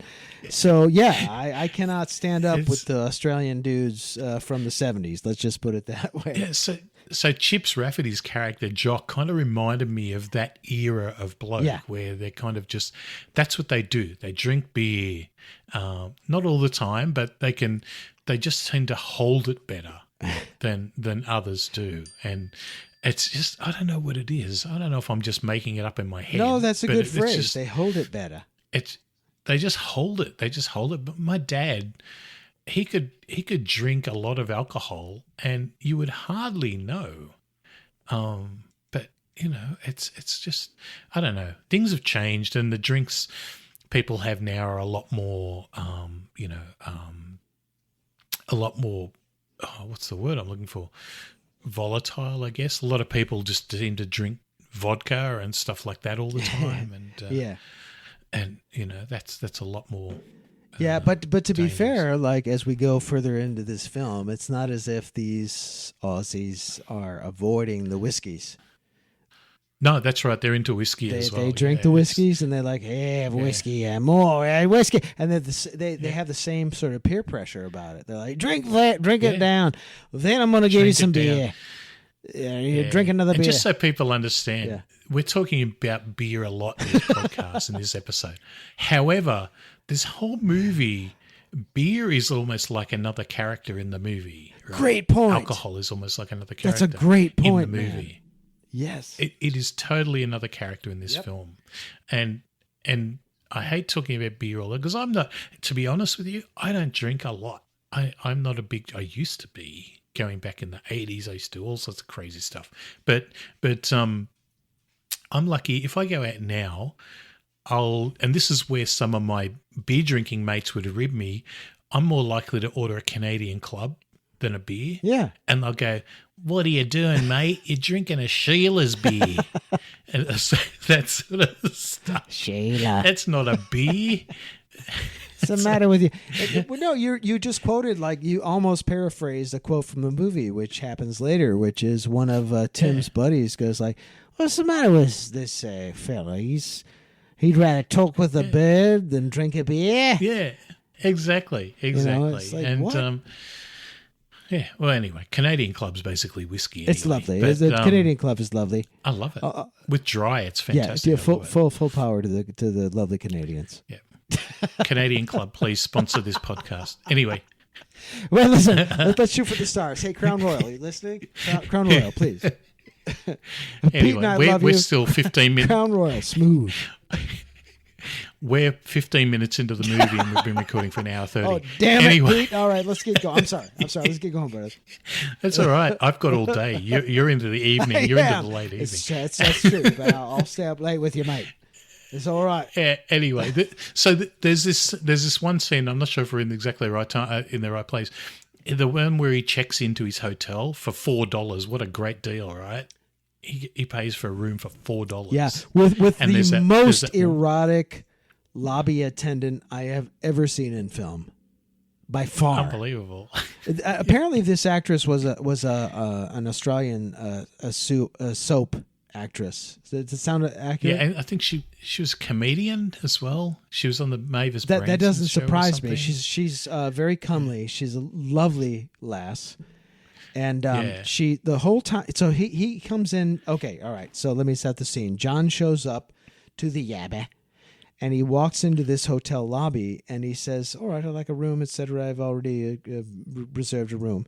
And there's this beautiful girl behind the glass, waiting for him to check in, but she's not looking at him. She's she's kind of like how do I describe this, Pete? She's kind of touching herself with ice water. She dips her fingers into ice water, and then it's like It's obviously very hot. sensually wiping her face and her breasts and her arms with this ice water. And Yeah. she's like, "That'll be $4."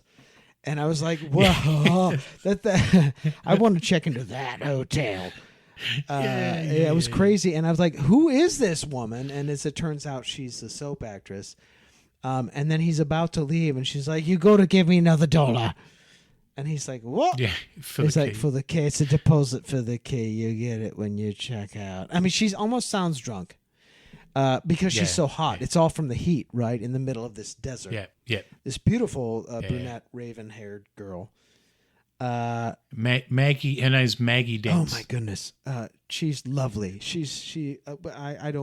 I gotta shut up because I could go on for. She's done a lot. Actually, she's done a lot of soapies. I'm just having a quick look at her on. She was in Skippy. You know who we're talking about Skippy before? She was in Skippy. Nice, very nice. Yeah, she was on the Mavis Branson show. So she was Mavis Branston. I think the Mavis Branson show. I don't remember because this is a show that played from 1966 to 1968. So I was like 6 years old when that show. So I don't remember seeing that, but she was Mavis Branston in that. So, Well, she's gorgeous, and to summon Jacob from Test Pattern, she's the girlfriend of the week. Girlfriend of the week. That's my take. for sure. And there are some other gorgeous women in this movie, truly, like Jeanette, who we're about to talk about later. Oh yes, and also yep. Robin, the vixen on the beach with the beer and the boobs and so forth. But honestly, this woman stole it for me. I was like, "Who is that?" Like, that's the best cameo in Australian film I've ever seen of the 3 Australian films I've seen. I'm just scrolling through right while we're talking her oeuvre or oeuvre or whatever they call it. I'm not very educated like that.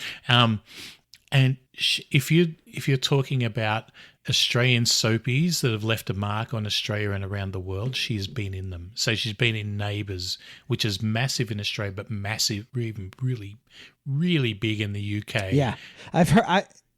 To be fair, I've heard of Neighbours here in the States. The way she's dripping the water, like she put her fingers in the jug of water and and get the, she's sitting there as if she's literally melting, but it's quite exotic / erotic the way she acts. Yeah, and to be fair, it really caught my attention. And then the funny part is she turns back around and says, "It'd be an extra $1 for the deposit."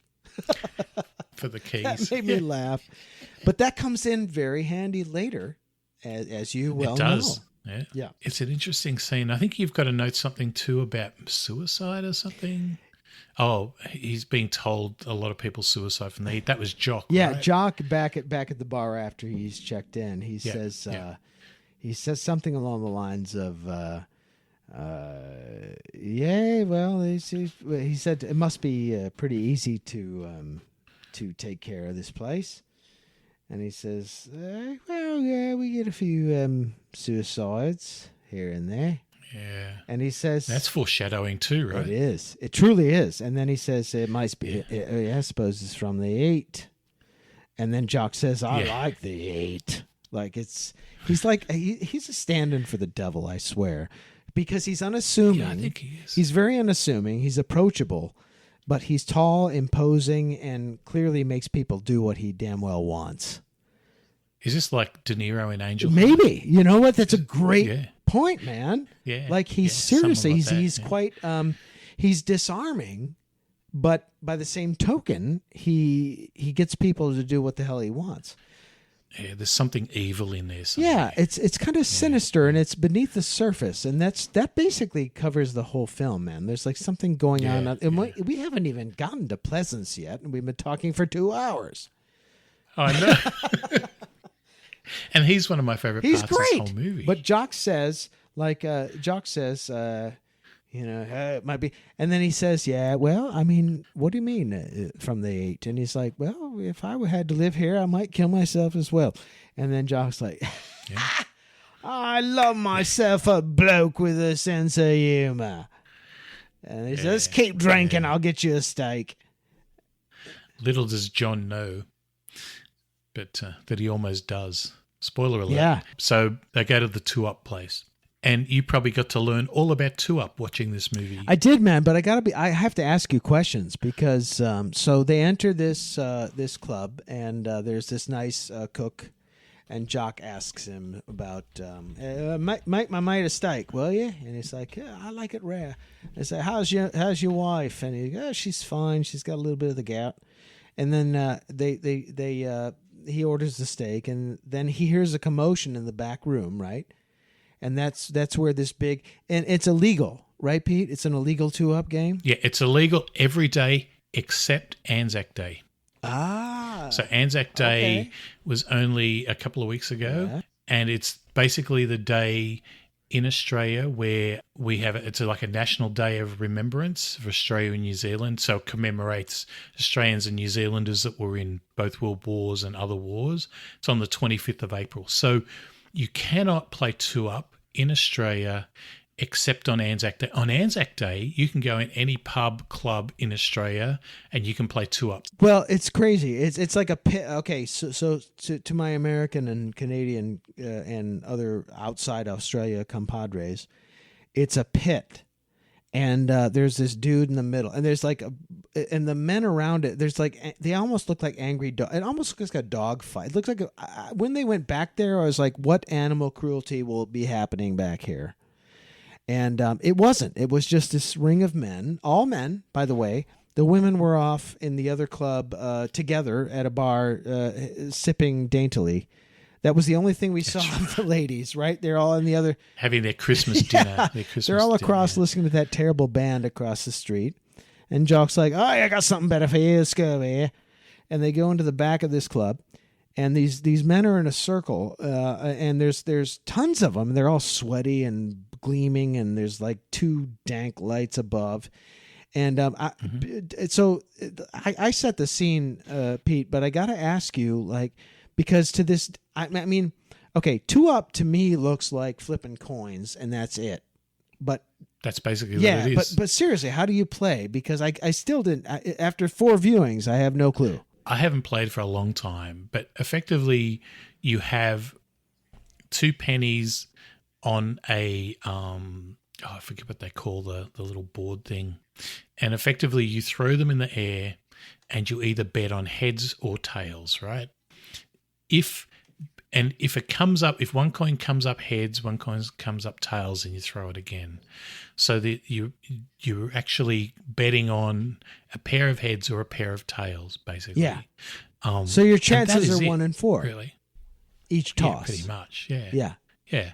And the reason it's played on Anzac Day is because the game was played during the Australian soldiers in the First World War, and that's why it's allowed on Anzac Day. It's a very basic game, but it's very popular because it's very, everyone gets in there and throws their money down. And I think in the movie there's this whole thing about, I think John says, how do people know not to take other people's money? And he's basically told people just trust each other. That's true. Yeah. You've got these sweaty, angry dudes.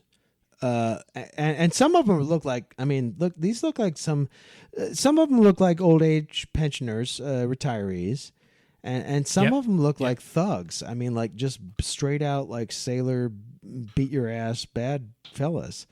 And they're all and also to sort of set the scene further, they're all white guys as far as I could tell, and they're all men. Well, that's that's all 1970 for you. And John is like this sort of dimpled, rosy-cheeked outsider who stumbles upon this dog pile, and basically dismisses it and is like, "Look at what the rabbles are doing." He looks down upon these gamblers again. He looks down completely. Yep. He could not. He can't believe these people are spending their time this way. And there's that guy that. I think Jock says, he comes in here every week and gambles his pay. It's interesting, and this is where all the problems start for John, right? Yeah, poor Jack. So he's looking at the game, and this is he takes a break and he goes and has his steak and he sits down, and this is where we get introduced to Donald Pleasance, and Donald Pleasance is sitting there drinking, of course. Who we later find out he's basically an alcoholic, and you can tell he's an alcoholic surgeon. I know, which I'm like, he's a doctor. What? And the first line he utters, basically, is "All the little devils are proud of hell." That's what he says. All the little devils are proud of hell, and that's how he introduces himself to John. And I was like, that's the most prophetic, disturbing introduction I've ever seen in film. All the little devils are proud of hell.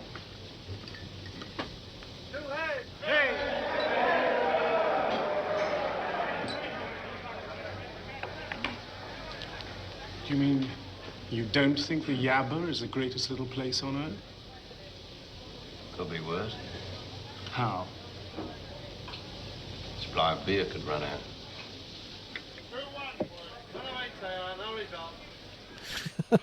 It's really, he's such an interesting character because he is I would consider him, although he's a rat bag and gets up to all sorts of trouble, he's in a way a high functioning alcoholic. Very. Because he's quite educated. He is. He's talking later on in that really weird fucked up fight scene. He's talking about, what's he talking about? He's talking about the plight of humankind. He's like, violence is inherent upon the human race, and we must embrace it, but never let go of your ideals. And he's quoting something, and he's really an interesting character. But anyway, he's sitting there, and on a piece of paper, he's just tallying how many times heads come up and how many times tails come up, and he basically says something about it's a good night for heads or something like that, I think. Right, and it's coming up 2-1 or something like that. Well, and he's having this funny back and forth with John, and and he finally gets John to confess. Yes, I look down upon these people, and I think they're beneath me, and I think the whole thing is gauche. And he says, discontent is the luxury of the well-to-do.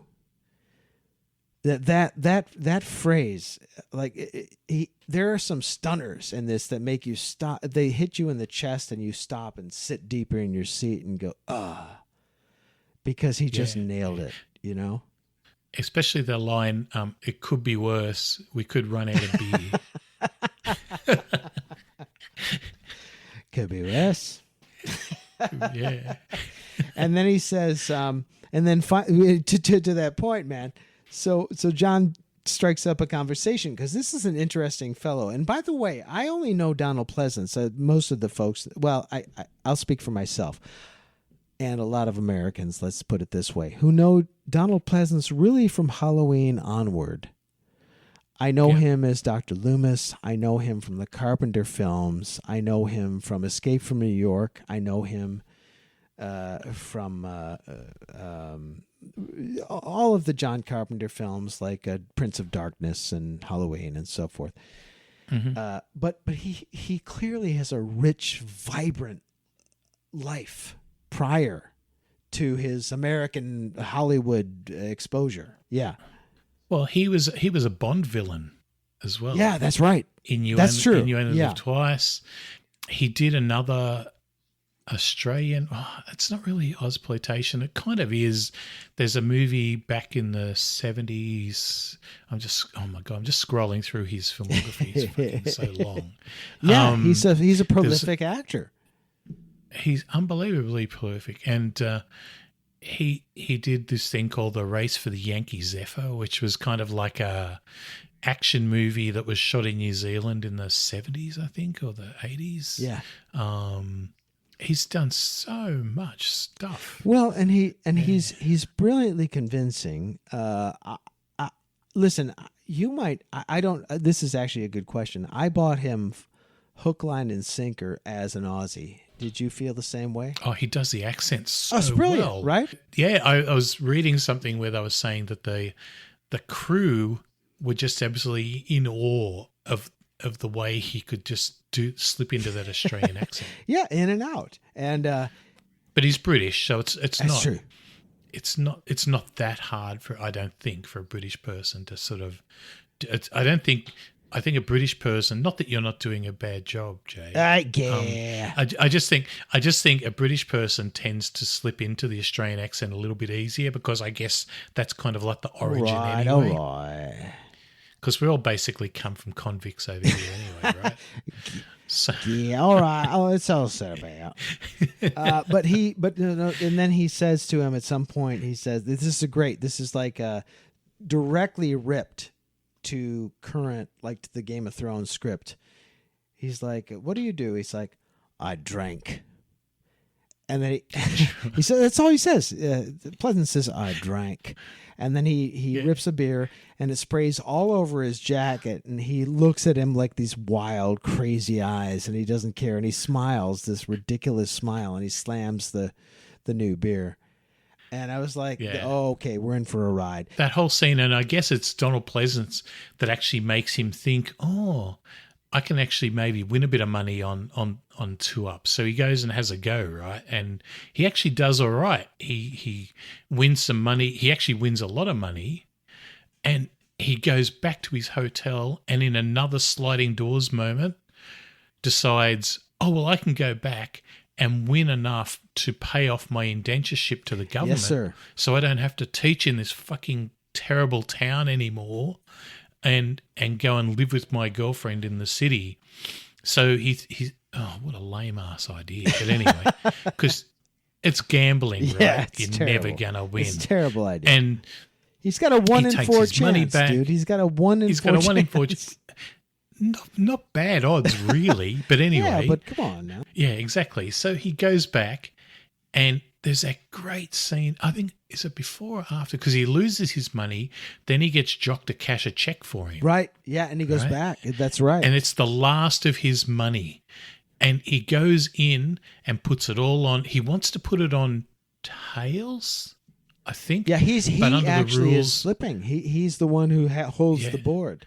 Yep. And they said, Yep, I don't know the rules myself, but they tell him, yeah, you can't bet. You have to flip. You can't bet heads or whatever it is. That's right. And or tails or whatever. Tails. Yeah. And it's like, all right. So he flips it, and then and there's this wonderful moment where the coins are flipping, and it dissolves again. Like deep bow, hats off to the cinematographer. It dissolves kind of into the overhead dank lights, and then back immediately to the mat where the coins land. Yeah, into the white lights, and that's and you don't need to see that he's lost. Right. You just know he's lost. You just know. No, you look at his everything. face, and he's done. Yeah, he's done. And I have to share done. this with you, Pete. So he ran back. So early on in the night, he bets a few just on a lark, and he runs back to his hotel, and he's like, "Oh my gosh, I've won $500. I'm halfway out."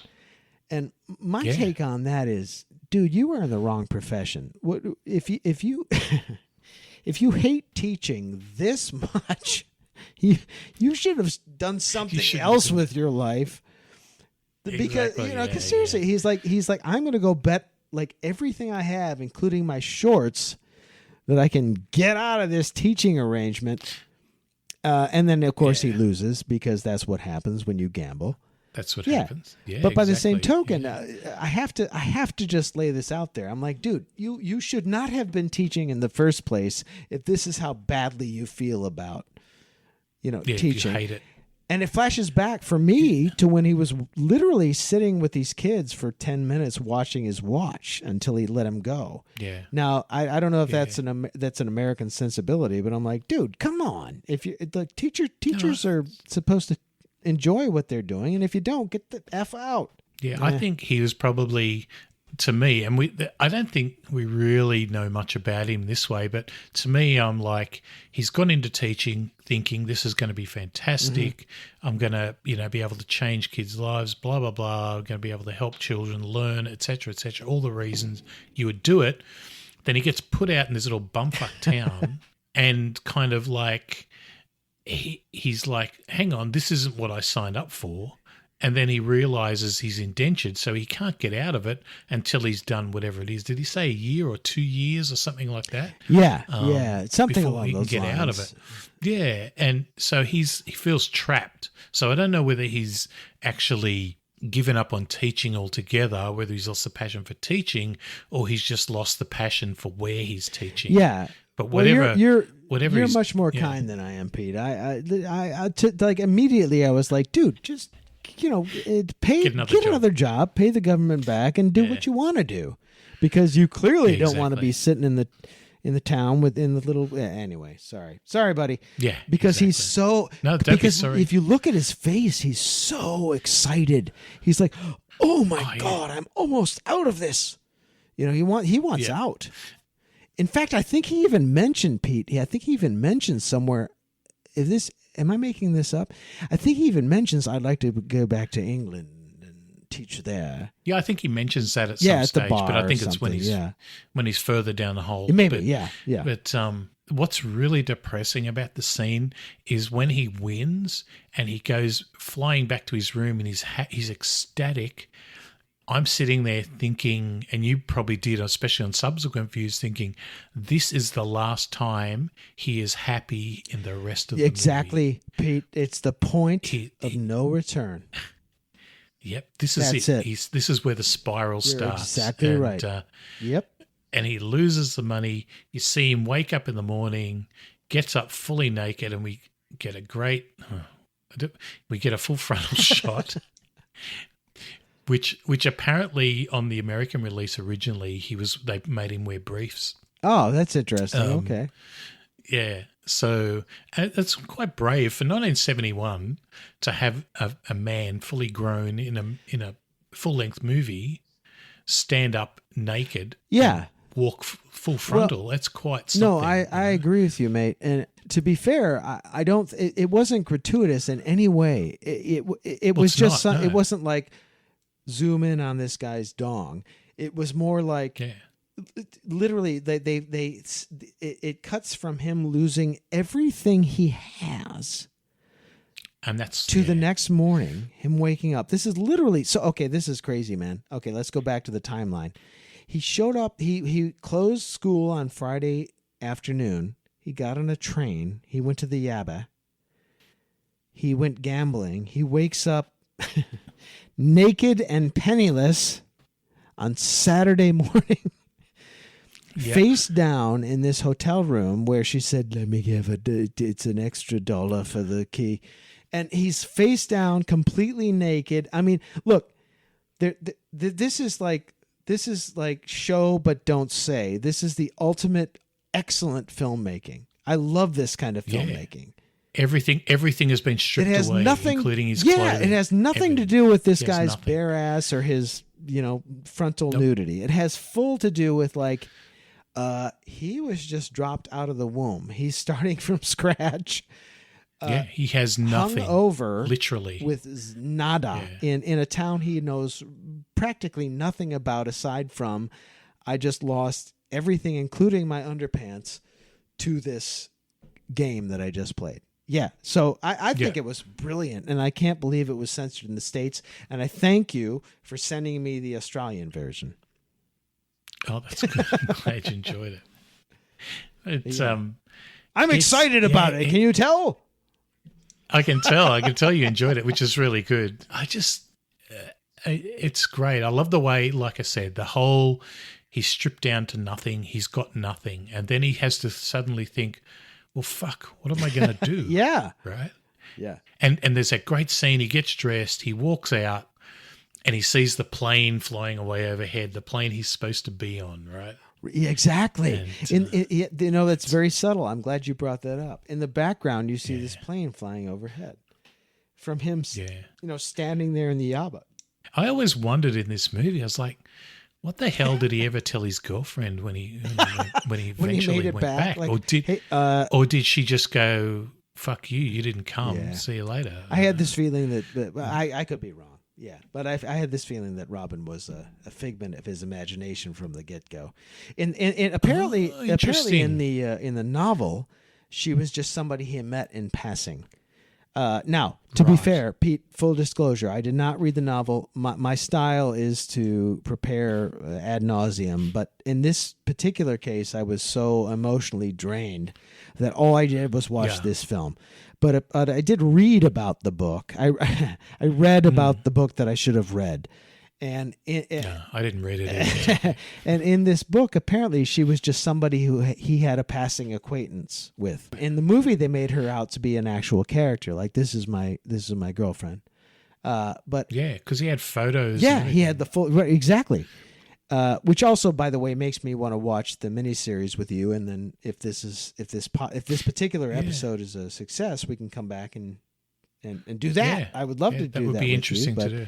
So anyway, he wakes up completely like naked as the day he was born, which was effective, etc. I didn't find the nudity offensive in any way, shape, or form. No. Nor did I find it gratuitous, by the way. It wasn't like, look at this guy and he's naked. It was more like he's literally a babe, like reborn into nothingness. He has zero. I didn't think of it that way. That's really great. I didn't think of it that way. I was thinking more along the lines of he's just lost everything. Like he's totally bare, and empty. So, yeah. And then he goes downstairs and he checks out of the hotel, or he's starting to check out to go to the. I can't remember what they call it in Australia. It's you call it the labor office? Yeah, the labor office. I think he's going to maybe perhaps get an advance. It's an employment office. An advance on his check or something. But the best part, this is where it comes full circle. So the sensuous lobby woman, she's still there and still like rubbing herself with ice water. and he's about to go and he's like, thanks so much. And he gives her the key and she's like, wait. And he looks like he's guilty and he goes back and she's like, she literally holds up his dollar. He's like, he has $1. He has one.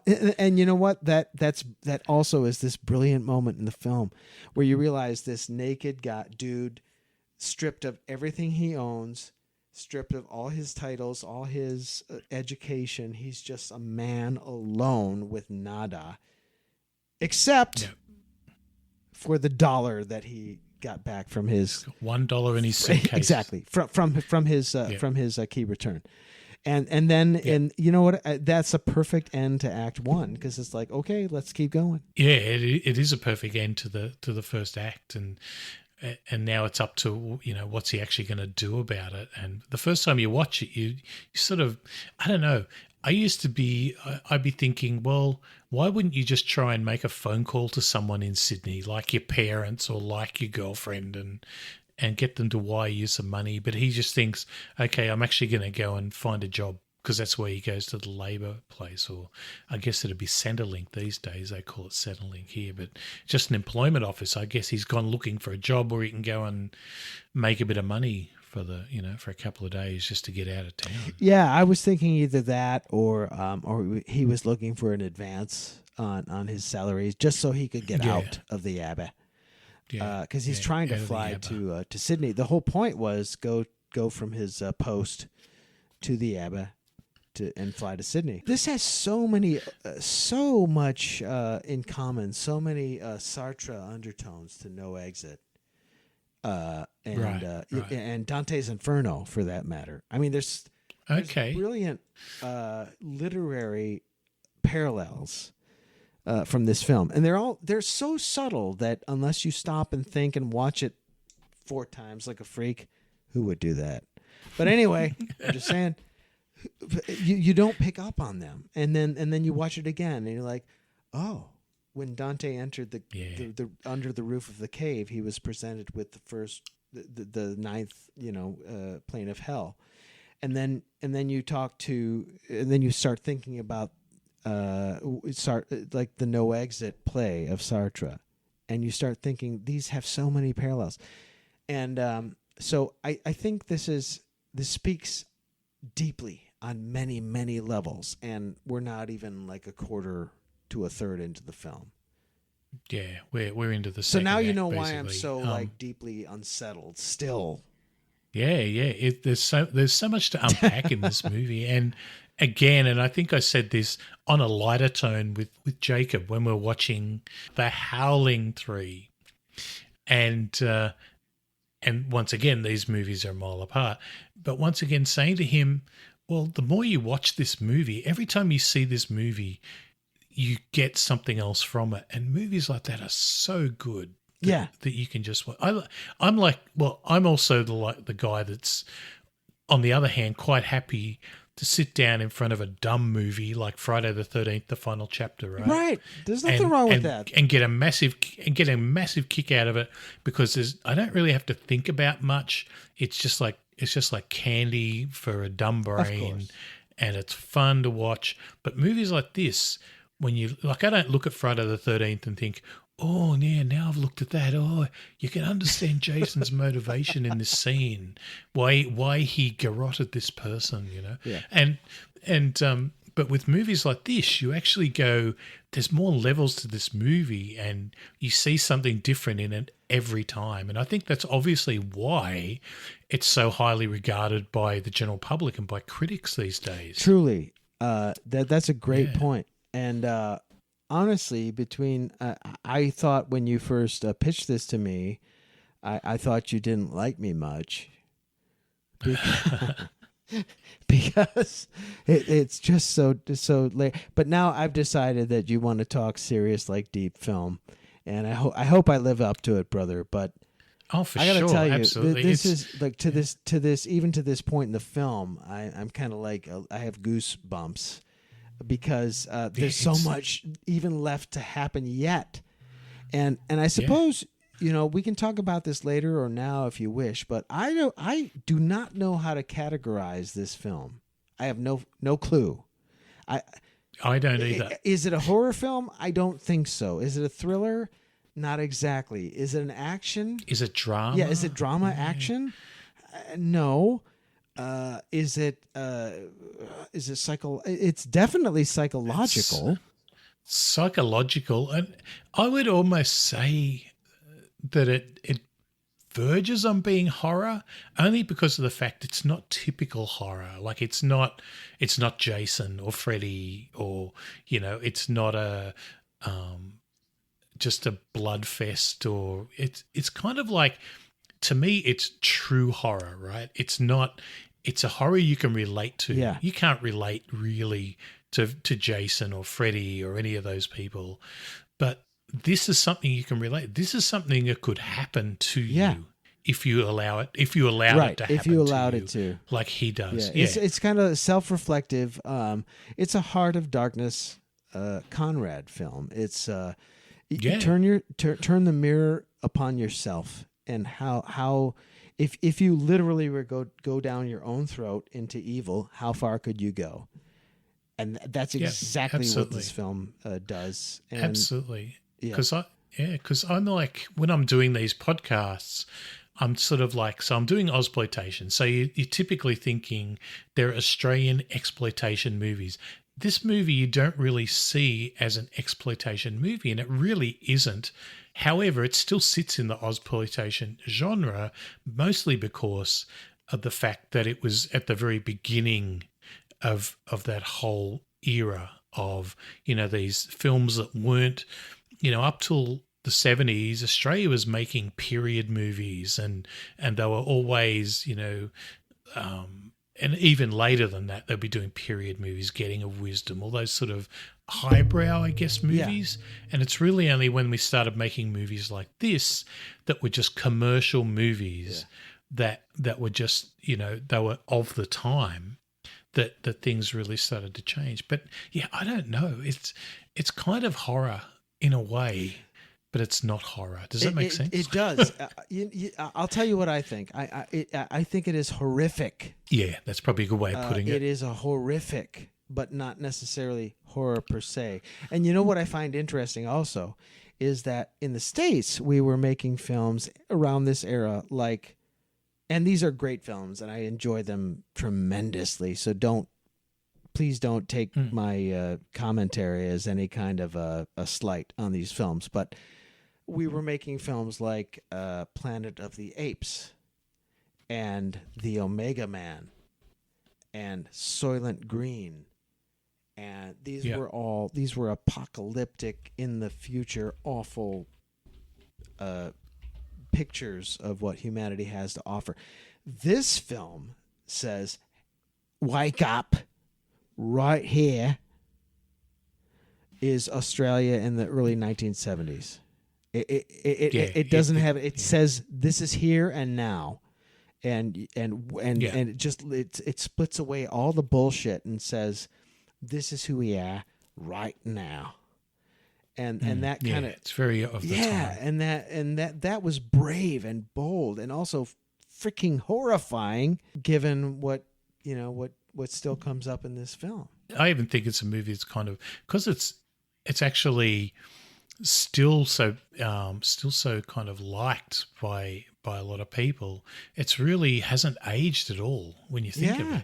You don't look at it and think, oh, this is so 1970s. There's a few giveaways, obviously cars and things like that. But this could just as easily be a movie about today as as it was then. Absolutely. In fact, I think you and I spoke about this briefly. Martin Scorsese, one of the most important American directors of our era, in my opinion, has repeatedly said this is one of his favorite films. And he was thrilled when it was re-released. And again, like we talked about, in my opinion, he remade this in comedic form as opposed to insanity, violent form in the I think it was 80 or 81 film called After Hours with Griffin Dunn. And it completely revolves around this fellow's one night in New York City that kind of spirals out of control. But I kind of put the pieces together when I read about how much respect he had for this movie and how much he loved this film and what an impact it had upon him. And now I see After Hours, Scorsese's film After Hours, as a tribute, a true tribute. Almost like a homage.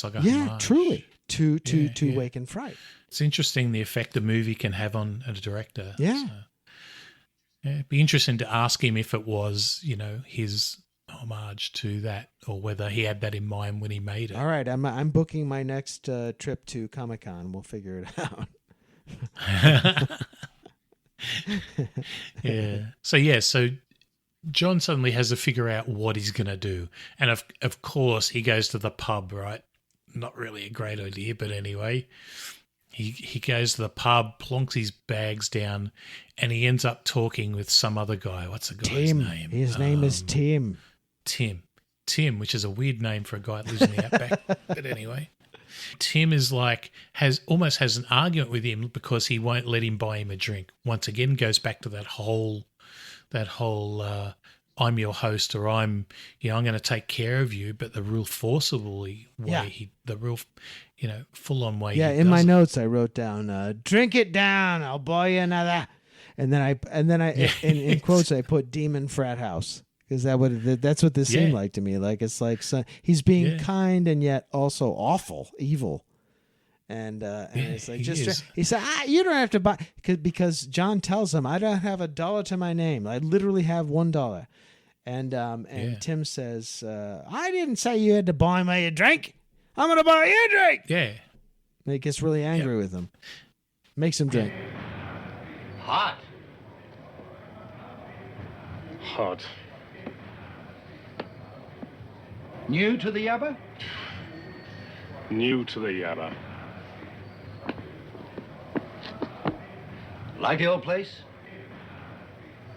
No, I think it's bloody awful. You don't like the yabba? No.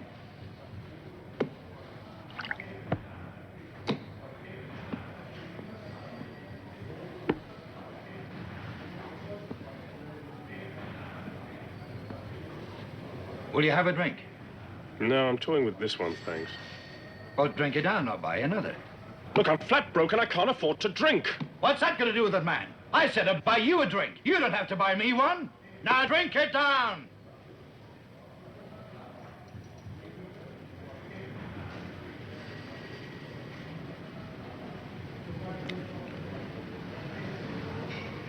Two minutes, Keith. Don't forget the tomato juice.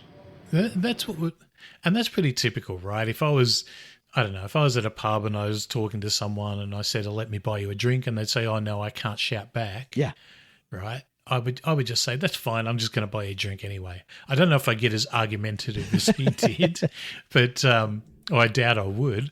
I'd be just like, that's cool, man. I'm just going to buy you a beer anyway. It's all good. But good on you, Pete, because that was rough. But yeah. It was. He was really, and this is the thing, they almost get offended. And this is where John Grant talks about at the end of the movie when that guy drops him off for the last time at this other pub and says, you guys, you can do anything, but if you knock back a beer, it's like you're the worst in the world, right? And it goes back through this whole movie like that. Yeah. So he plays a bit of, I don't know, they're playing some pool game. Did you know what sort of pool game? I think it was snooker. Was it with the sticks in the middle of the? Yeah, I think it was snooker thing. Yeah, is that snooker? I think so. Yeah, that's what it looked like to me. I'll be honest, I don't really know. It's a billiard game, and it looked like it was some sort of billiard game, but it had sticks in the middle or holes in the middle of the table with bumpers. I think that's snooker. Yeah, and then and John proceeds to get drunk with Tim. And this exactly, and then start over he's like, again. This is my second night in the Yabba. And he's like, I just woke up in the Yabba. I'm going to play snooker and get drunk. So it's probably morning as well. So he's, hair of the dog, as they call it. And, let's get underway. I don't even know if he's eaten at this stage. But, so he gets on with that. And then Tim ends up taking him home with him because he's like, I don't know where to go. Tim says, look, mate, I'll look after you, which is typical Australian, right? I'll look after you. Come home with me. He recognises John's in a bit of a bind. Yeah. He's saying, come home with me. Let's see what we can do. I'll just, say you've got somewhere to stay. That's fine. Yeah, you're right. Most people would do that. But it's sort of half sinister, half hospitality. When they're back at his home, Tim says, maybe I could just loan you the money, mate. And John he just says, absolutely not. I couldn't possibly. And then there's almost like this moment of like silent acknowledgement where Tim's like, good on you. Yeah. All right. Yeah. Good for you. We'll figure something out. Tell me something. If you were that desperate, do you think you would take the money he offered? Oh, hell yeah. Yeah, I would too. I would say thank you so much. So much, sir. I'll make sure to wire this to you. And to be fair, I would wire him the money after I got back. I'd say, make sure I had all the information. But he doesn't. Yeah. He politely declines, to which Tim seems to have expected that response and says, "Hey, let's get drunk instead." Let's get drunk instead. They've just been to the pub and he's come home with like a carton of beer as well. In the morning. Much beer. And then we're introduced to his daughter, Janet. right? Yeah. First time I watched it, I was like, "Oh, he's got a very young wife." I'm like, "No, it's his daughter." Yeah. And what's her name? In the film, the character's Joey? name is Janet. Janet. But I that's must right, say, she's a brilliant. I did find out, Pete, that the actress, I don't remember her name, is the Sylvia Kay. Thank you, sir. She was the wife of the director. Right. But that said, there was no nepotism here in my book because she was brilliantly cast. And the reason I say so is because I wrote this in my notes later. She's got the million-mile stare. She looks like she's looking a million miles away. She's not present. And what is also brilliant about this particular actress is that and tell me if you agree, Pete, she looks like she could be anywhere between ages 25 and 55. I could not possibly guess how old this woman was. That's why the first time I saw the movie, I was like, "Is this his wife?" Yeah. Yeah. And the Tim is probably in his 60s maybe, or at least late I'd say 50s. so, yeah. Yeah, probably 60s. I have trouble picking people's ages when they get past about 55. Yeah, same. And she looks like she's either a very tired 25-year-old or a very subservient 55-year-old. So she was perfectly cast. Yeah. But we learn later she's kind of like none of these. She's a very interesting character, right? If you understand what Doc talks about her and things. She like may that. be the most interesting character in the entire movie. I agree. Yeah. Underplayed beautifully, though. I think. Perfectly. The actress is so understated, and again, every time I watched on repeated watchings, knowing what's coming, I was haunted by this woman and her style of acting. She's brilliant. Yeah. So he meets her. Then we get the other guys come around to the house, right? Mm-hmm. And we end up with Jack Thompson, who was his first movie. So Jack Thompson is a very well-known Australian actor who's been in a lot of movies. His biggest, I think, after this movie, his big breakout was a movie called Sunday Too Far Away, which is a fantastic movie. I haven't seen it for years, but I remember it being really great. I'm just having a look now. He was also in Skippy. They're all in Skippy, man. They're all in every Aussie Australian, all the actors worth their salt has been in Skippy. So he's actually been in a few Ozploitation movies as well. So he was in this one. He was in a movie called Peterson. What else? He's been in Mad Dog Morgan, things like that. So, but he was actually in one of the Star Wars movies too. Oh, is right? that right? I didn't know that. He was in Star Wars Episode 2 as Klieg Lars. Okay. I'll have to go back. Funny enough, Pete, when you pitched multiple Aussie movies, I almost picked Mad Dog Morgan based on its title alone. Right. That's a great movie. Yeah. I watched a little bit of it, so I look forward to that episode. But when these fellas showed up, your actor and the other blonde guy showed up at Tim's house, I was like, we're about to take an abrupt left turn. These guys were thugs, clearly. Joe's. They were up to no good. These are drinkers and rowdy dudes who are clearly want nothing to do other than fight and drink.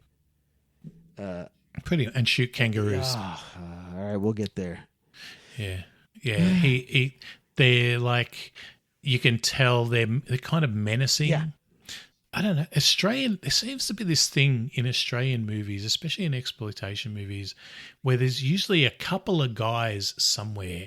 And I talked about this with sketches with Razorback. There's two characters in Razorback, two brothers. I don't know if they're brothers, whatever. And they're just menacing people. And you can just tell from the way that they're acted that they're menacing. And you can just see it. And you, like you said, you just know when they turn up. something bad's going to go down. Some Yep. bad shit's going to happen. No, Yeah. and thankfully, I mean, they wind up being, and this is the brilliant beauty of the film. They wind up being human beings, but violent, primitive ones. As we find out, and hence comes the moment where they're all they come in. So what's funny is that when they show up, Tim has plied John with so much alcohol that they passed out on the couch. That's right. They're having an afternoon nap. It seems like they've been drinking. It reminds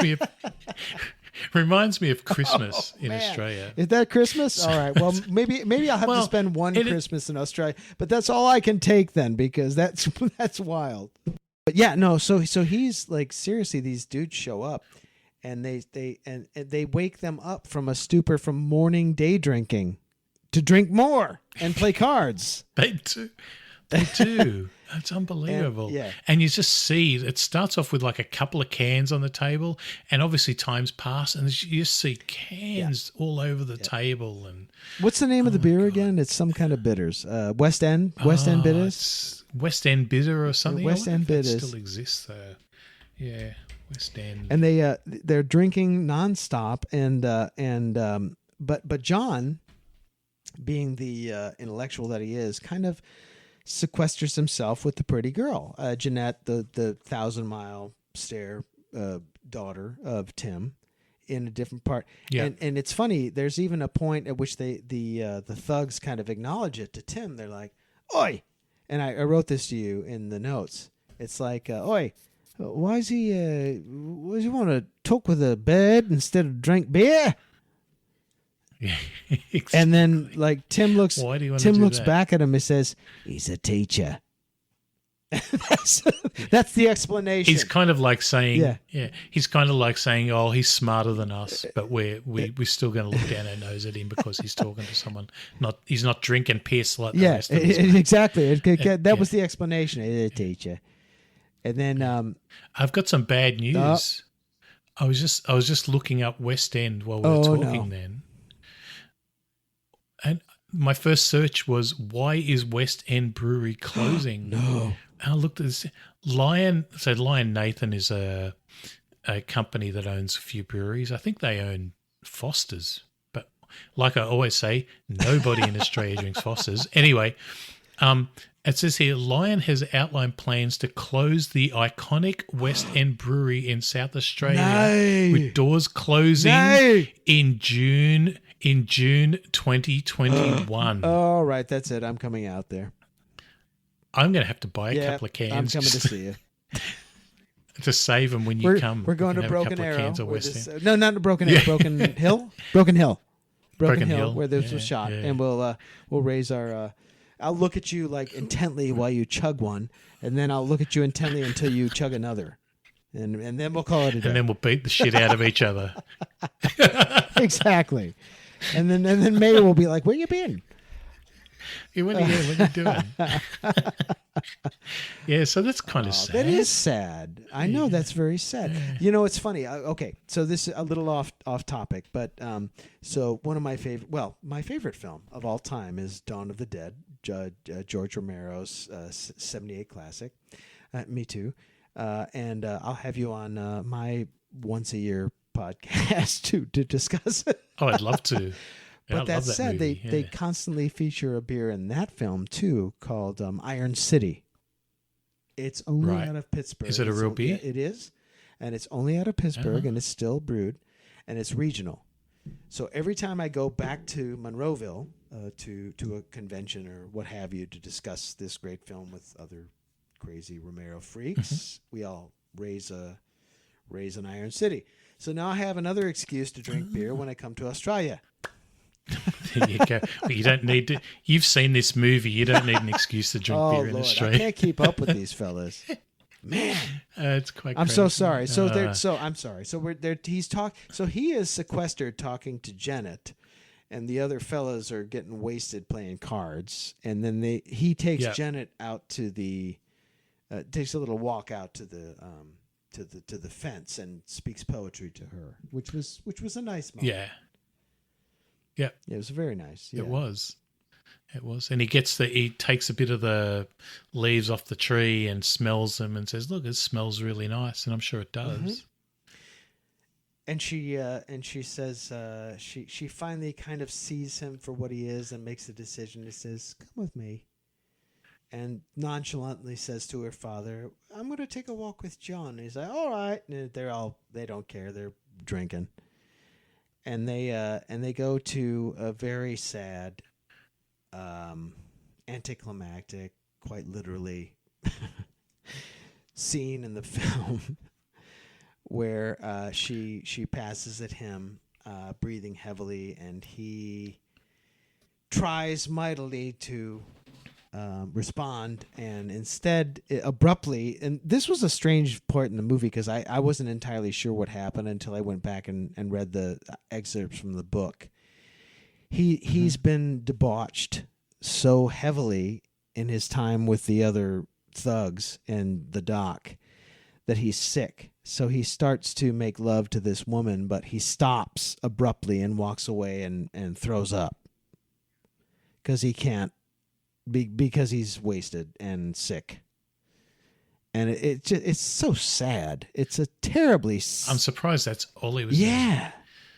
It's a sad, it sad, is sad, ugly, awful, beautiful moment in the film. It just is like the detachment from humanity reaches almost at its peak at that point because he's finally talking to somebody who speaks his language, is physically affectionate with him, seems to understand him in some way that is even unspoken ways, and they finally start to. Don't get me wrong. I mean, it's not exactly romantic. It's out in the mud and out in the back of the property. Yeah, I think Janet just wants a bit, perhaps. But I mean, in terms of his reaction, I feel really. I guess I feel sorry for both of them because it winds up not well. Yeah, it does. And you know what's really awful? He hasn't hit rock bottom yet. You're right. Oh yeah, that's bad. Oh my God. I know. And then this is the horror of this movie. We're not even halfway through, and she's wiping the vomit off of his chin. She's like, "I'm so sorry you couldn't get it up to make love with me, even though I wanted to, and you threw up. And here I'm going to wipe your face." And you could see the shame in his face. He's like, "Oh my God, where am I?" Well, he would definitely have brewer's droop as well. Yeah. He wouldn't be. He wasn't doing anything. Droop. Yeah. Have you not heard that before? I have not. I'm going to go off color moment. In the States, we call that whiskey dick. Yeah, there you go. It's kind of the same idea. Yeah, you can't get it up. When you're that drunk, you can't, right? He's so wasted. Not that I'd know. In fact, he has no idea. He probably doesn't even know she's in front of him, which makes it all the more sad because you're kind of thinking he might make a connection with another human. And like you said, not only does he fail at that task, but things just get worse. Worse, yeah. They go back inside then, don't they? And by that time, Doc's there, right? Donald Pleasance. Doc showed up. He's like standing on his head saying, "Peristalsis," and they're all saying, "Peri who?" Is he describing some medical thing or something? It's the muscular contractions for when you like take a sip of a liquid or any kind of food, and your esophagus sort of pushes it down towards your stomach. Right. That's peristalsis. Yep, that's right. And but all the thugs are like, "Perry who? Perry Mason?" Yeah. Like they're just having a ball. And he's standing on his head drinking beer, like getting wasted. Drinking beer, but it all comes out of his nose as well. Yeah. Did you see that? I did, and then it gets worse because John rejoins them, and then it just is like this spinning. Again, man, listen, Pete, I gotta listen. At the very least, I have to thank you again and again and again for introducing me to this cinematographer, because he captures these terrifying, awful, beautiful moments, like almost like nothing I've ever seen. So he's spinning. The camera sits in the middle of these thugs spinning in a circle while John just chugs beer and they all get wasted and, doing, I don't even know. There's nothing obscene, but it clearly is not right. There's something not right about this pre-Christmas celebration. Right. It's drunken debauchery. Yeah, and it's like it's a bit. There's kind of like a montage, right, of them just drinking and being stupid and doing stuff, and he really goes down the hill from here. And to the director's credit, it isn't like, hey, look at these fun frat boys doing ridiculous things that are hilarious. It's what the hell are these grown men up to, and why? And this is very very sad. And it ends with at the end of the scene, it ends with them. His point of view. This is a great point of view shot, POV shot, with John looking at the others, basically carrying him from shoulder and knees somewhere, and he doesn't even know where. At least the audience doesn't know where the hell they're taking him, right? And as we find out, they're dropping him in Doc's shack. That's his new home for the next couple of days or whatever. Yeah, and we're only through like a day and a half. Yeah, I don't know. And I don't even know where Christmas is in the whole scheme of things here. I think we're probably still maybe a couple of days. I think you're right. Or a week yeah, maybe away. Christmas was Tuesday or Wednesday. This is like the morning of Sunday. Yeah, school usually finishes about, I don't know, here it usually finishes a little bit around a week before Christmas. Yeah, that sounds about right for here too. Yeah. But yeah, so he wakes up in the morning at what's his name's place? Oh my god, Doc. At Doc's. He wakes up in the morning at Doc Doc's. Tyden. Yep. Right. Obviously, first thing he gets offered by an alcoholic is a beer. So, and then kangaroo. Yeah, that's true. Doc is like, here, drink this. It'll make you feel better. He's like, no. He's like, all right, well, at least you have to eat something. He takes out this slop, and it looks like, I don't even know what it looks like. It looks like haggis, or I think my note was, what the fuck is that? Some kind of processed meat thing mixed with potatoes, perhaps. And I mean, to John's credit, he's malnourished and dehydrated, so he jumps right in and starts eating it. And eventually we find out that it's processed kangaroo meat from the hunt. Yeah. And he stops. He stops eating immediately. And this is where we learn about sort of Doc's penchants, shall we say, his eccentricities. Yep. Doc's an interesting character because I think if he wasn't an alcoholic, he would be he still is kind of a super interesting person. Yeah. Like he's very educated, obviously. He just happens to be a high functioning alcoholic. Exactly. Well, sometimes high functioning. Yeah, he's like a philosopher. I agree. Yeah, he is. He's got an interesting worldview and whatnot. He knows how to shave himself with surgical scissors. I did notice that. Which is interesting. Yeah. I don't know. He's kind of almost not a narrator for the movie, but I'm sort of thinking along those lines. Like he's kind of almost like almost explains what's happening in a roundabout way. Does that make sense? Yeah. No, he does. He's kind of esoteric and a little indirect, but he sort of speaks his mind, and it comes out as some kind of a perverse poetry. Yeah, I agree. Yeah.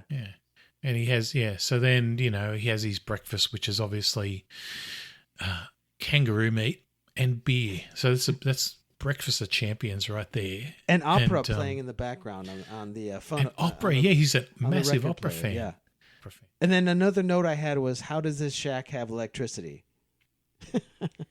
Yeah, it definitely does, though. I'd say it probably does. I think isn't there a scene near the end? We won't jump to it yet, but he walks back to the shack. The shack actually doesn't seem to be that far from the town, although it looks it. I'm not really sure. Yeah, it looks like it's in a bit of a junkyard, and just behind the town sort of thing. Yeah, and in fact, when John eventually, as we all do, says, "Excuse me, where's the loo?" The doc is like, "Yeah, just go outside. Go it's outside. Out there. Don't use the actual toilet. Don't use the outhouse. Don't use the actual toilet. Yeah. Don't go in there." He's like, I think he said something like, "I wouldn't go in there" or something. Like it's kind of like, oh, all right, that's how we are. He's also got a cockatoo as a pet. There's like a cage with a cockatoo. Yeah, that's true. That's right. So he's got kangaroo in the fridge, a lot of beer, gigantic liter bottles of beer. This is where those big bottles come in, right? Darwin Stubbies, they look like. And kangaroo meat and pain pills. He's got all the drugs because everybody always wakes up with a hangover. So it's like, here, take this, wash it down. Here, take this, wash it down with this, and he gives another beer. Wash it down with the beer. and listen, man, even watching this sober, I was like, oh, my head's hurting. I'll tell you one thing this movie doesn't do, which is actually really good. It does not glorify drinking. No. It does not glorify beer drinking. No, in fact, you know what? I'm glad you said that, because if you this could be like a PSA to like high school kids about the dangers of drinking. What a PSA. Imagine having high school kids sit through this. They'd be traumatized. Like, what? They're watching like what? I'm never touching a drop in my life. Sign up for Straight Edge right now. Oh, and actually also, Pete, he also serves the wallaby meat, and he says, here, take it with ketchup.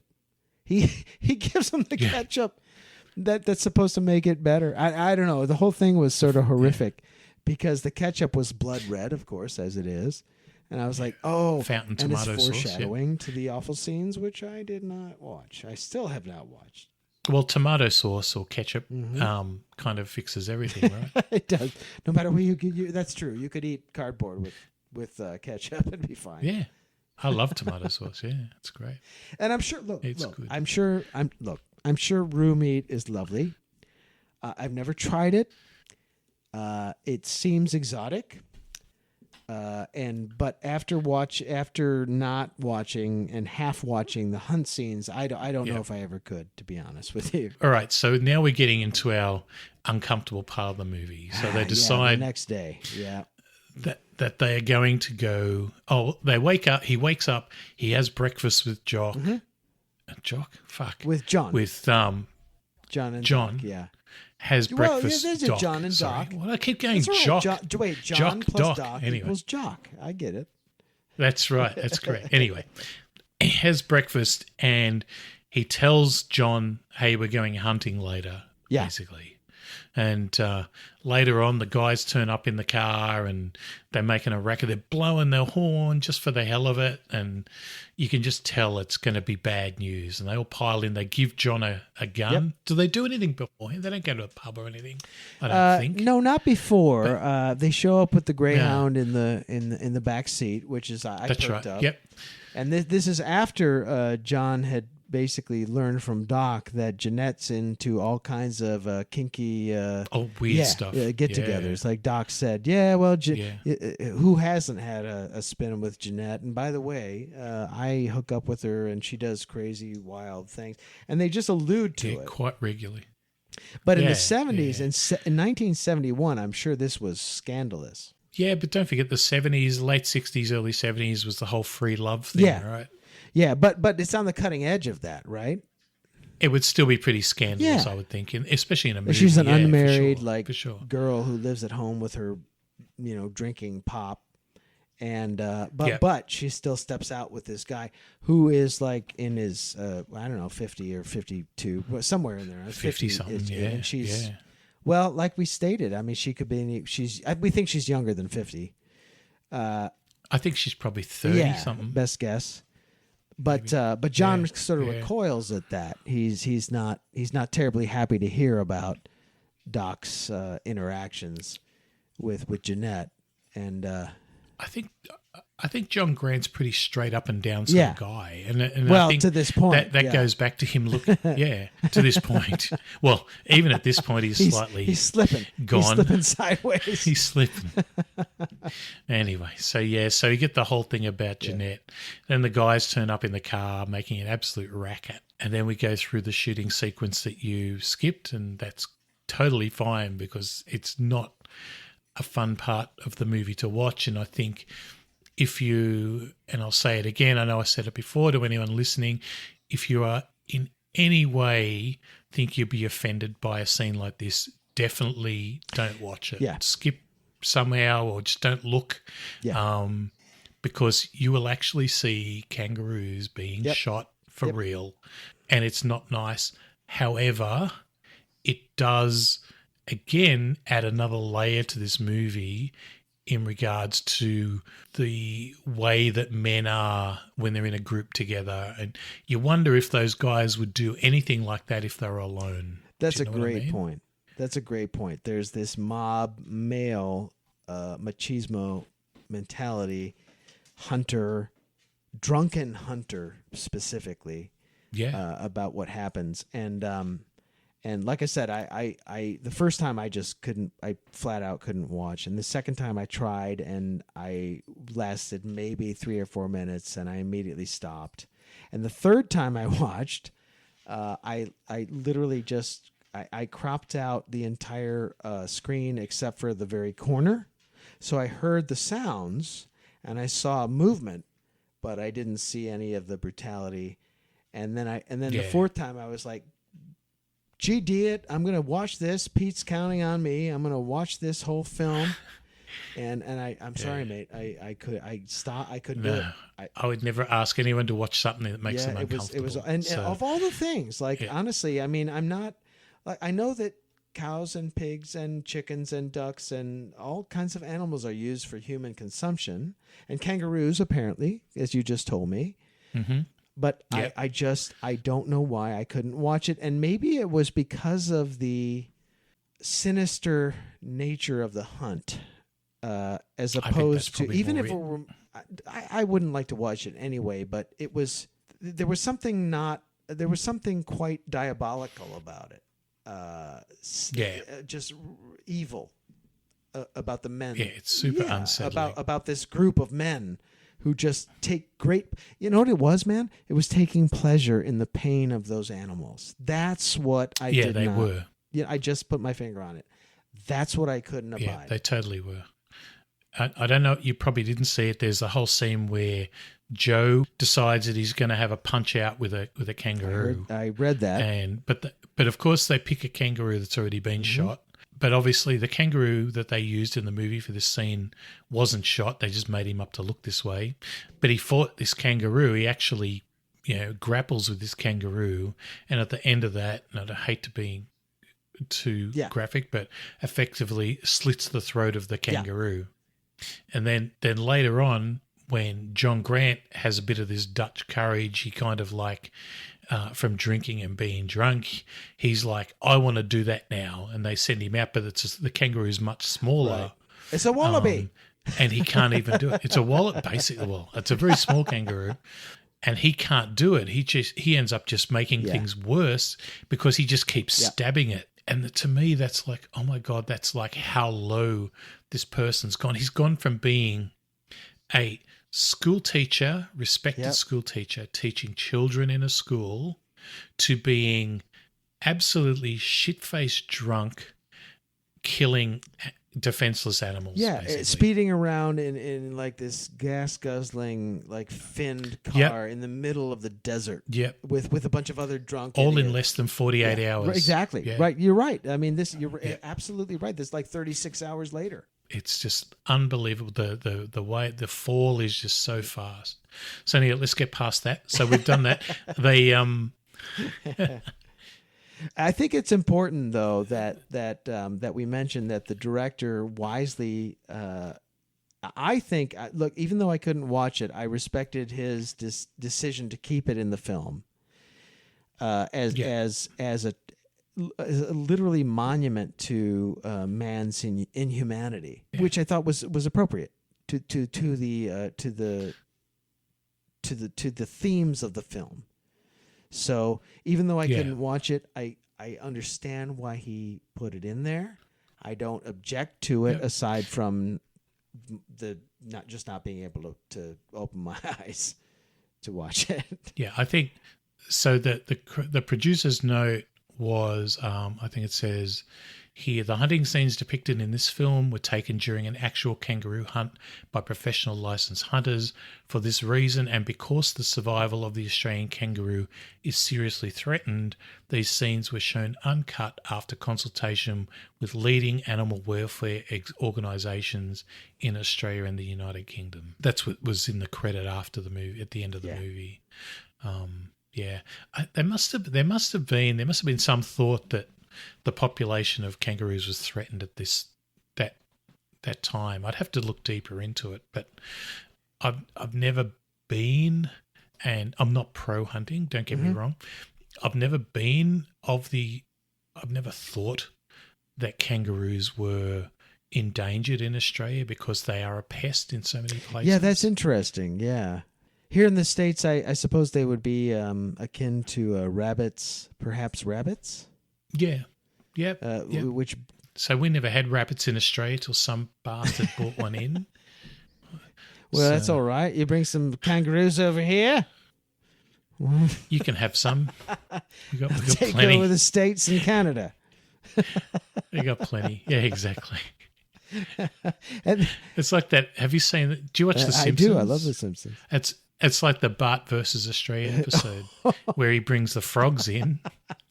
I talked about this with Sketches actually last week, where he brings the frog in and the frogs take over because we end up with those terrible freaking frogs. And then at the end, the koala grabs a ride on the helicopter going back to America. That's true. I forgot that.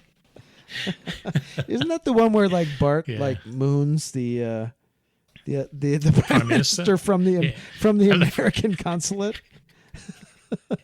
Yeah, it's so that episode is so like, oh, this is how Americans see Australia, right? I suppose, but it pokes equal fun at like how stupid Americans are too. So I suppose that was a good one. That's good. It's pretty funny. It's one of my favorite. Oh man, thanks for episodes, the laugh. so. I needed that laugh after imagining all those like gutted wallabies. Poor guys. Yeah, let's not talk about those anymore. Okay. So then they go back to this pub that they were at earlier. I forgot that. Yeah, Bush Pub. They went to this pub earlier. Yeah, before they went shooting. And they were all quite nice and they were just ordering beer. They go back after the shooting. They're so shit-faced and they're so full of adrenaline and all the other crap. They start fighting. They tear this pub apart, basically, the two of them, the two men in particular. Yeah, the thugs. They just start fighting. Yeah, they are. They're thugs, right? Yep. And they start fighting and they're just destroying everything. Donald Pleasance is just standing there talking about all sorts of things, just philosophizing with John Grant, who's basically asleep or unconscious on the chair. While all this mayhem is going on, then he just decides, I'm going to pick up this chair and start bashing stuff as well. And then I thought he was trying to break up the fight between the two guys, but he actually gets involved and they're all rolling around on the ground, which is almost homoerotic in some ways. And when the director explained this, I think it was the director, he was talking about the fact that these men live in a place that is 2/3 men to 1/3 women, basically. They want some sort of human touch that they don't get. So what do? They fight and they wrestle. Fascinating. And it's the way he looked. Yeah, it's amazing. And I think maybe I'd have to read the book. We both will. Yeah. I think maybe that might be sort of something that's in the book a bit, but it was definitely thought of when they were making the film. He was saying that, these men, they don't really have relationships with women. So the only way they can get any sort of touch or any sort of like anything like that, any stimulation, is beating the shit out of each other and wrestling. So it's quite interesting sort of theory. Yeah, so and that's why this movie is so fucking deep. It's amazing too, and then you think to yourself, they're in the middle of nowhere. Like this is a bush pub, and the poor bush pub owner wakes up and says, "You bastards!" Like they're wrecking his place. I mean, just destroying this place. And he even comes out, and I think he sort of stiff arms the doc, and he's like, "Get out of here, you guys!" And then John, our protagonist, is like passed out, man. He doesn't even experience this. The doc keeps. No, he just falls off the gone. chair. He's out cold, and the doc is like, well, humans, we're all about the violence and it's inherent in the system. And in the meantime, we're watching the thugs in the background almost try to decapitate each other, like you said, for some kind of implication of human touch. And I'm trying to remember how that fades. I know that the beginning of the scene, they all take turns drinking more. What? It's not round. What do you call it? Shouts. There's more shout. They're doing shouts. They do a bunch of shouts, and then they're like whiskey, and it's like, and this is a funny moment because the thugs are like 4 whiskeys, and Doc says 3 because he's trying to stop. He's trying to limit the one moment of temperance. He says 3, and they're like 4, and he says 3.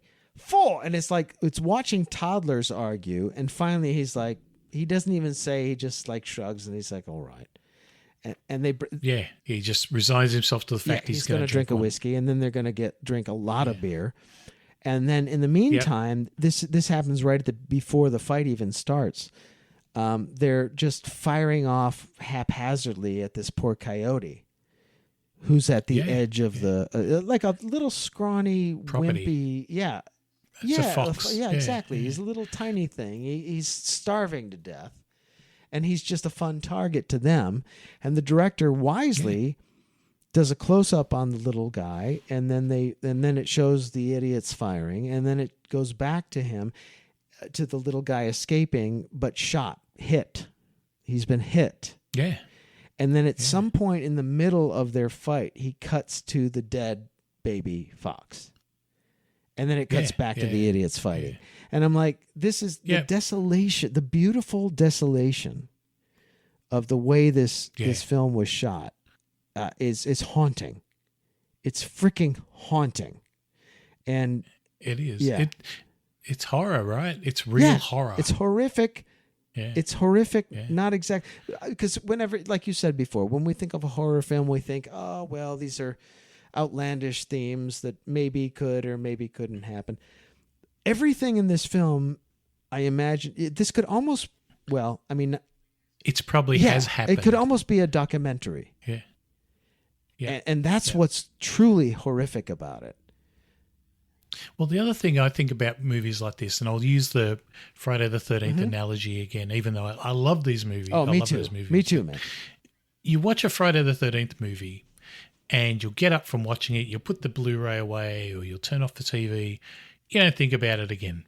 You watch this movie, and it sits with you, and you sit there going, what's going on in this movie? What happened? What did I just watch? And you sit there, and that's how you can tell it's a great movie. May has this great thing where if she watches a movie that really gets to her, she'll say to me the next morning, she'll say, that movie must have been really good because I spent half the night thinking about that movie when I was lying in bed.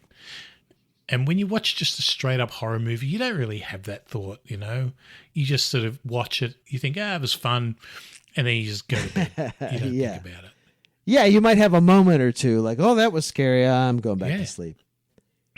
Yeah, exactly. But if you watch this movie before you go to bed, you aren't going to sleep for at least an hour, I reckon. I didn't go to sleep for at least 2 weeks because I watched it again like multiple times, dude. Thanks, Pete, for implanting this. In fact, I probably will watch this on and off for the rest of my natural born life, trying to get it, trying to understand, and at the very least taking away some kind of human lesson about, watch your step, because, one day school teacher, 3 hours later, broke in the yaba naked. It is almost a caution tale, right? It's kind of like, if you don't take care of yourself and you make bad decisions, this is the shit that's going to happen.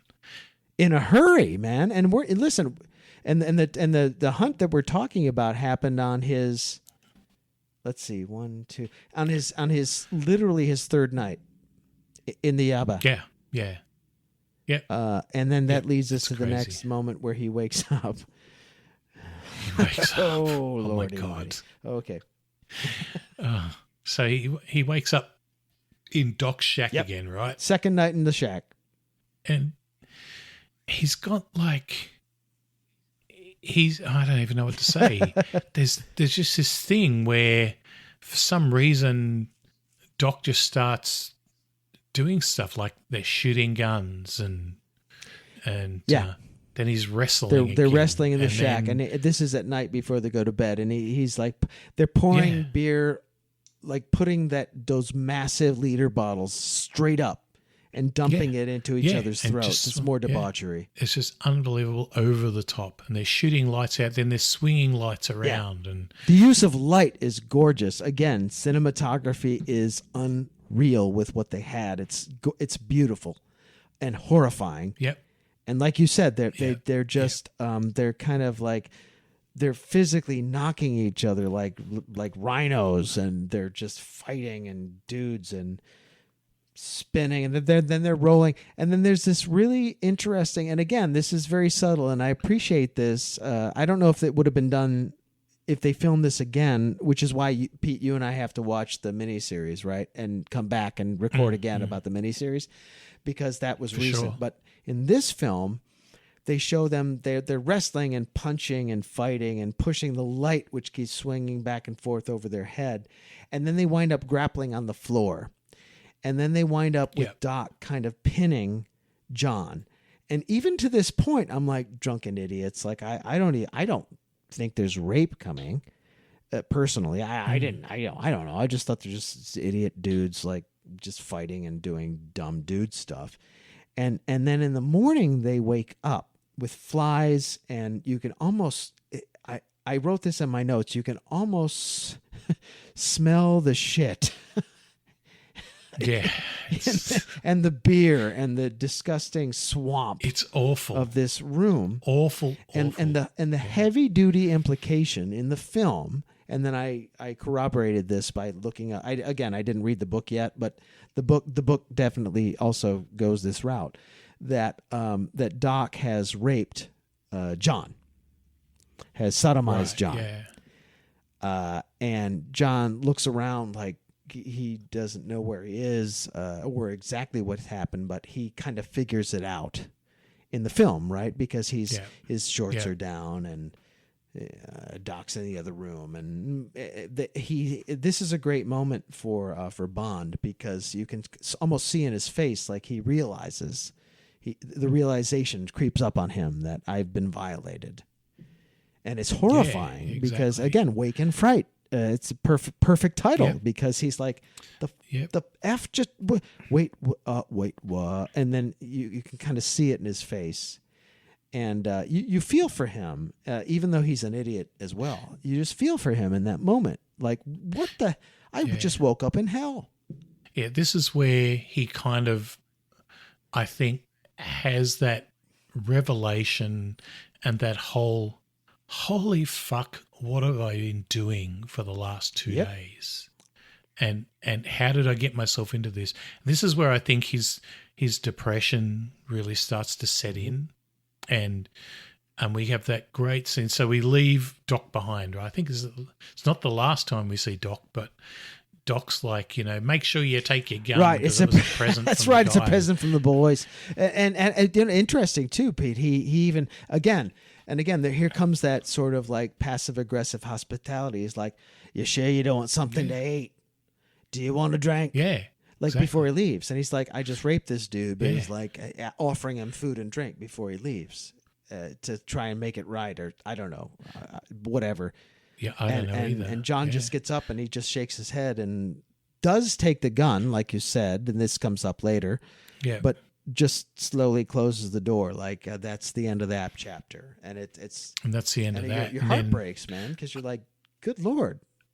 Yeah, and what possibly could happen next? And then What could go wrong there? I guess this is kind of almost like into the third act, really. Yep, after precisely. that. And yeah, this is the bit where he walks into town and his clothes are hanging off Half his naked, body and he can hardly carrying a walk. rifle. He's got a suitcase. He's got a rifle, and the people are looking at This him. has got this dude. He looks like one of the thugs, man. This is a bad dude walking into town. He has turned into exactly. everything he was like thumbing his nose at when he arrived. Yep, absolutely. And he walks into the pub, and who's there? He's like, Jock's there. Well, I thought And you were Jock's like, leaving. what happened to you? Yeah. Here's 2 beers. You thought you were Take 2 going. beers for breakfast. Yeah. Yeah. More hospitality. Here's a couple more beers just in case you're starting to sober up. Heaven help us for And then- that. Drink more. And then his bags, his suitcases are still I know, there. that's wild, isn't it? No one No stole one took them. them. Nobody cares because they're full of books. And then Jock starts going through them. He does, and he pulls out Play-Doh. That struck out to me. He pulls out Play-Doh, and clearly nobody in the Yabba cares about Play-Doh because nobody cared to even open the, or if they did, they shut it right away and took nothing from his bags. Yeah, exactly.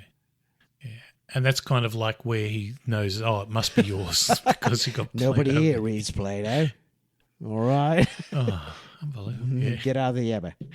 They might play with Play-Doh, but But we don't read him. yeah, All right. that's it. So he has his bag. He says to the bar person or something, he's like, do you know where I can go and have a shower and get cleaned up? Yeah. So obviously he's got it in his mind, I really need to get my shit together and get out of this fucking town. Right, but right after that happens, Pete. Right after, kind Jock buys him the beer, and he wolfs it down like he's a man, like a man from the water from the desert. Like he chugs that beer like it's mother's milk. Like almost like he's in withdrawal from alcoholism already. Like an alcoholic. Yeah, already. He's already going through withdrawal, Yeah. and that's like 2.5 days later. So I thought that was a very moving moment where they focused right in on him, and he's chugging this beer, and half of it's spilling down his cheeks and his throat, and he doesn't care. He just he has to get it in. He's inhaling. He inhaled the beer, which is like, okay, he's full crossed over. He's a Yabba man now. And then he gets all his gear together. He dumps out half of his books or something, and interestingly, he gets rid of his books, doesn't he? His school books and stuff. And he's just down to one bag, to one suitcase, and he hitchhikes a ride. And he ends up at, where does he end up? He ends up at some pub somewhere. Oh, so he hitchhikes in a truck, and he ends up in the middle of nowhere. The guy drops him off in the middle of nowhere, and he wanders around, and he kills a rabbit with his gun. Thank God he still has his gun. And he just cooks it and eats it raw. Like, I don't even know if he skinned the thing. Yeah, it doesn't look like it. It doesn't even look like it looks like he's just savaged a rabbit, and it's like it's a flashback to his night before with the ruse. Once again, showing how far he's fallen, right? He's just desperately doing anything he can to stay alive and eat. He finds somewhere to sleep at night with no alcohol, so God knows what sort of headache he ended up with in the morning. True. He gets a lift. He gets a lift to this other pub somewhere in the middle of nowhere, sees a truck that says Sydney on it. This company says Sydney. Goes inside and finds the truck driver and says to the truck driver, can you give me a ride to town? Yeah. And he trades his gun for the lift, I think, for the ride. That's true. But if you remember, Pete, when he was dropped off in this little, it's even smaller than the Yabba, and it's almost as small as the town he comes from for teaching. This fella drops him, and he insists that John come have a drink with him. Oh yeah. And John's like, no, thanks. I've gone off it. And he's like, I just drove you 50 miles. Come on. And he's really upset with it. Yeah. The driver is really upset with John for not coming. And then John just loses it. And he's like, rape your wife, kill somebody, it's fine. But refuse a drink with one of you bumpkins, and suddenly it's a capital offense.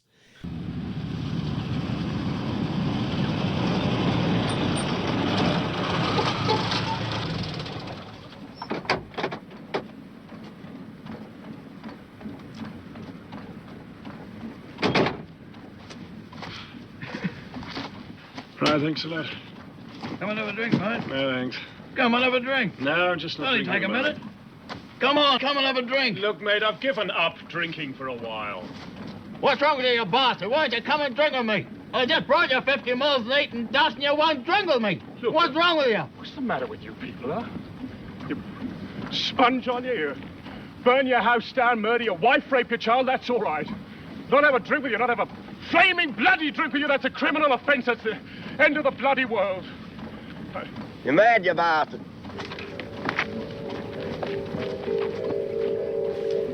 Yeah, he really gives totally it to him. throttles this guy. What does the guy say? And he looks back and he's like, "Crazy bastard!" Like he literally looks at him like, "You're crazy." Like he looks at and it's a complete flip flop, right? Because as much as John was like, "You people are standing at attention and drinking way too much and losing your minds and betting everything you own on 2-Up." This random driver looks at him and says, "Hey, crazy bastard, you're loony." gives the truck driver his gun because the truck drivers are like, "Oh, what do you got?" You know, in other words, if it's going to cost you something, and then he just says to him, "You ride in the back." It's like, so he doesn't even have him in the cabin of the truck with him. Yeah, he's cargo. See, it all comes back to Men at Work's second album, Cargo. See, that's right, Cargo. Yeah, maybe Be Good Johnny should be. That's right. Somewhere. But and so he falls asleep in the back of the truck. He wakes up in the morning. Truck driver says, "We're here," and guess where he is? He winds up back in the yabba. Back at the yabba because the truck driver said. He said to the truck driver, "Take me back to the city." He said, "You're going to the city," and he assumed he meant Sydney. Yep. And the biggest city, because he saw the sign. The biggest city was Bundi. The Yabba. He's back at the Yabba. Yeah, and again, this is shades of Sartre, right? It's no exit. This is a true no escape hell situation. It's great literary subtext here. I love it. It's like a nightmare. Yeah. He can't escape. He can't escape. It's like being trapped somewhere and all the floor turns to goo. You can't run. He's purgatory. It's Dante. It's Sartre. Yep, exactly. It's so odd. There's these funny moments of humanity. The driver realizes that John is upset and didn't realize that he was going back to the Yabba. So he says, "Well, all right. Well, here's your rifle." And he gives him his gun back. Yeah, gives him his gun back. Of all things. Yeah. And of course, we know we're about to get into what happens next. But in hindsight, it wasn't a good idea. Right? Yeah, he probably shouldn't have done that if he knew what was happening next. But there's this. That's a moment of odd civility, of kindness, of a polite response. Of, "Oh, you didn't get what you wanted. In that case, I won't rob you of your only possession and your dollar. Here's your gun." Yeah, you know, he should have. But anyway, yeah, true. So then John is just losing his fucking mind and he's thinking back to everything that happened over the last 2 days or 3 days. There's that great scene of the 2-Up coins being tossed and ending up on Doc's eyes. Yeah. That reverse shot. Like really coins cool. for the Styx ferryman. Yeah, exactly. He's losing it, and for whatever reason, he decides that he's going to go and kill Doc. Right? He's got his gun. He goes back to Doc's cabin. He kicks the door down or whatever he does, expecting to find him there, but he's not there. Yeah, there's that great. It's a great montage of, and again, I think this probably was avant-garde for the film at the time, but for us watching today, it's just brilliant cinematography. Of they show flashbacks of Doc with John is imagining Doc with Janet first, right? On the table, tongues out, doing presumably lascivious, spitting into his mouth or something, things. And then it shows, and then it cuts to him to Doc wrestling with John and his recollection of what might have happened the night when he was raped, and then it shows the completely fabricated Doc like fornicating with Robin. his girlfriend from Sydney, and she's got her tongue out and she's licking Doc all over the face and so forth. So clearly, like you said, John has gone over within over the course of 48 hours. He has lost it, and now seeks revenge upon the chaotic, completely the chaotic Doc who brought all this to his world. Yeah, I was going to say he kind of blames him. Yeah, for he's it. basically at this point. Doc is the devil. Yeah, don't want to look at yourself though. Right? Precisely, exactly. Yeah, he did it all himself in the end. It's true. But yeah, so he lies in wait because the Doc's not there, and I think he realizes then that, oh look, I can't really shoot another person. He has some moment of clarity, but at the same time, he's like, I'm fucked. I don't know what I'm going to do now. And decides he's going to take his own life, right? And at that time, watching the movie, when I first watched it, I thought, oh, fuck, is this going to end on like a real downer? And I was like, is he going to shoot? Are we going to not necessarily see it? Is it going to like hear the gunshot and then we're just going to start to see credits? Do you know what I mean? That's what I was half expecting. It's funny you said that, Pete, because look, I still think the film is brilliant, but if it ended the way you just said, I would have thought it was even better. Truly. Yeah. Truly. Yeah. Because, like you said, there's this moment where he's cowering in the corner with the gun, and then with the rifle. And a rifle is peculiar. A pistol, look, I don't want to be too morbid, but a pistol you can point towards yourself. A rifle is harder to point and shoot. Absolutely. John actually inserts the tip of the rifle into his mouth, and then he puts his finger on the trigger. And then for whatever reason decides, no, maybe not that way, and then puts it to his forehead. Yeah. And I don't know what maybe I'm reading into it too far, but I don't know what that means, man, because in your mouth, again, not to be morbid, it's a much more certain death than putting it to your temple. And I don't know if that meant, well, I don't want to do that. I don't want to go through I don't want to do this, full measure. Or if it meant I had a moment of weakness, I'm going to do it anyway, but I'll do it here. I don't know what that meant. I don't know if it meant anything. I'm thinking too hard. My brain's... can you see smoke coming out of the top of my head, Pete? Yeah, it's fried. It's fried. But yeah, he just decides he's going to shoot himself in the temple, I think it was in. That's where it wound up. And Doc walks in. And then there's that... And obviously that must startle him, and that's why he doesn't succeed. And like I said before, I think, and you agreed, it would have been an amazing ending if the shot had gone off and we just go to credits, because it would have been like, oh, did he do it? Exactly. Did he Is survive? he dead? Did he hit himself? What did he do? Yeah, I agree. Yeah. So, yeah. And then we have him waking up in hospital, and there's Jock again. And, looking right at him. I'm surprised Jock didn't have like 2 pints. Like when he opened his eyes, he's like, drink this down. Drink this one down. Here's a can I snuck in. I mean, yeah. There's actually a beautiful close-up of John. It's all wrapped up.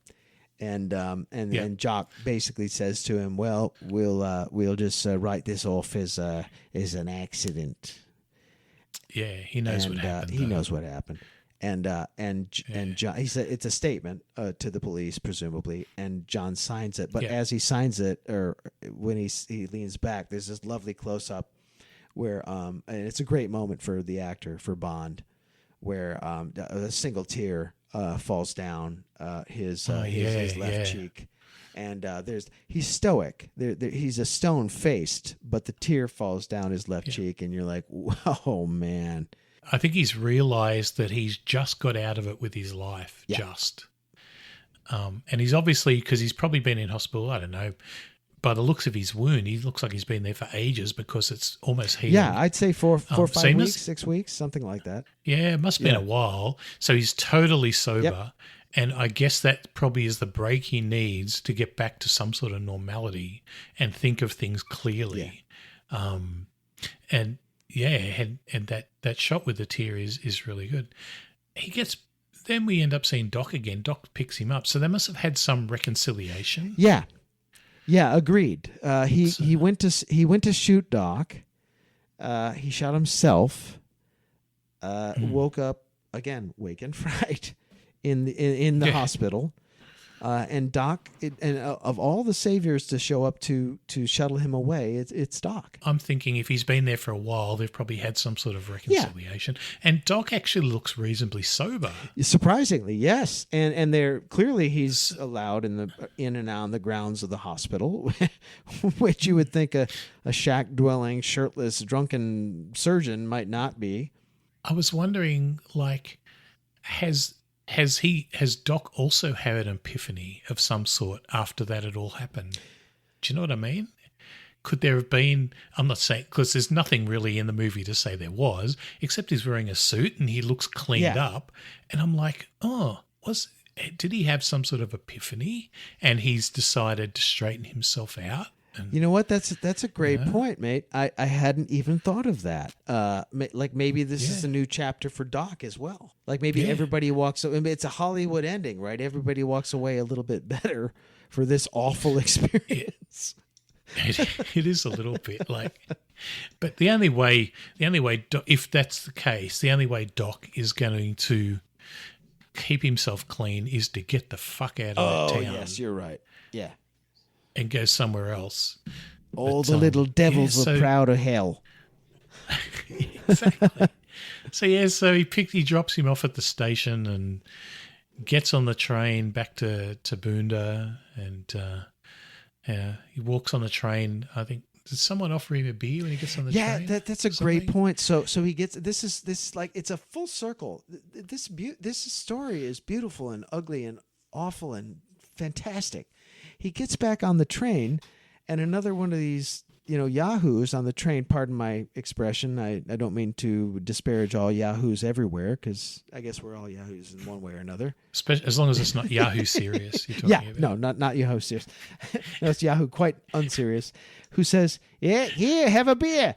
And at the beginning of the film, remember, he completely dismisses the dude at the back of the train and sits with the Aboriginal sober dude. This time he says, yeah, sure, I'll have one. Thanks. And he takes it, and they all cheers, and he sits in the front sipping his beer on the way back to Boonda. Quite happily. Great. And then he gets back there, and the is it Charlie? Is the John Mellion, the character, the guy that owns the pub. The pub hotel owner is sitting there appropriately with his feet up, flies buzzing. He's the only one out on the deck of the hotel, and he says, "How is your holiday?" And this is great. John just says, "It was the best, the best." That's all. That's all he offers. And then he goes inside. Exactly. And you have a look on the publican's face, and I was like, has he somehow found out what really went on? Do you know he does. Because, even though these communities are miles apart, in the country, word travels, right? No, there's no secrets out in the country. Yeah. And I'm thinking, he probably knows what happened. Because he has this sort of, not a smug look, but he kind of has this look like, I know what went on. He gives a full-on impish grin. You nailed it, my friend. He looks, it's almost, you know what? I wouldn't be surprised if another director would have him look straight at the camera with that little grin. Yeah. I got you, number. Yeah, I know what happened. Yeah. Yeah, and then we got John. He's just back to teaching again. He's got to make his $1,000. He's back. He took his $1 and he got some pants and went back to Tabunda. And then they do a beautiful, again, props to the cinematographer. They do the overhead 360 shot once again. Yeah. Complete desolation of the desert. The same shot from the beginning. Christmas is over. It happened somewhere in that drunken stupor, presumably. I'd say so. And he goes back into that little shack across the train tracks from his one-room schoolhouse, and roll credits. What an amazing film! I'm exhausted. I'm exhausted just talking about it.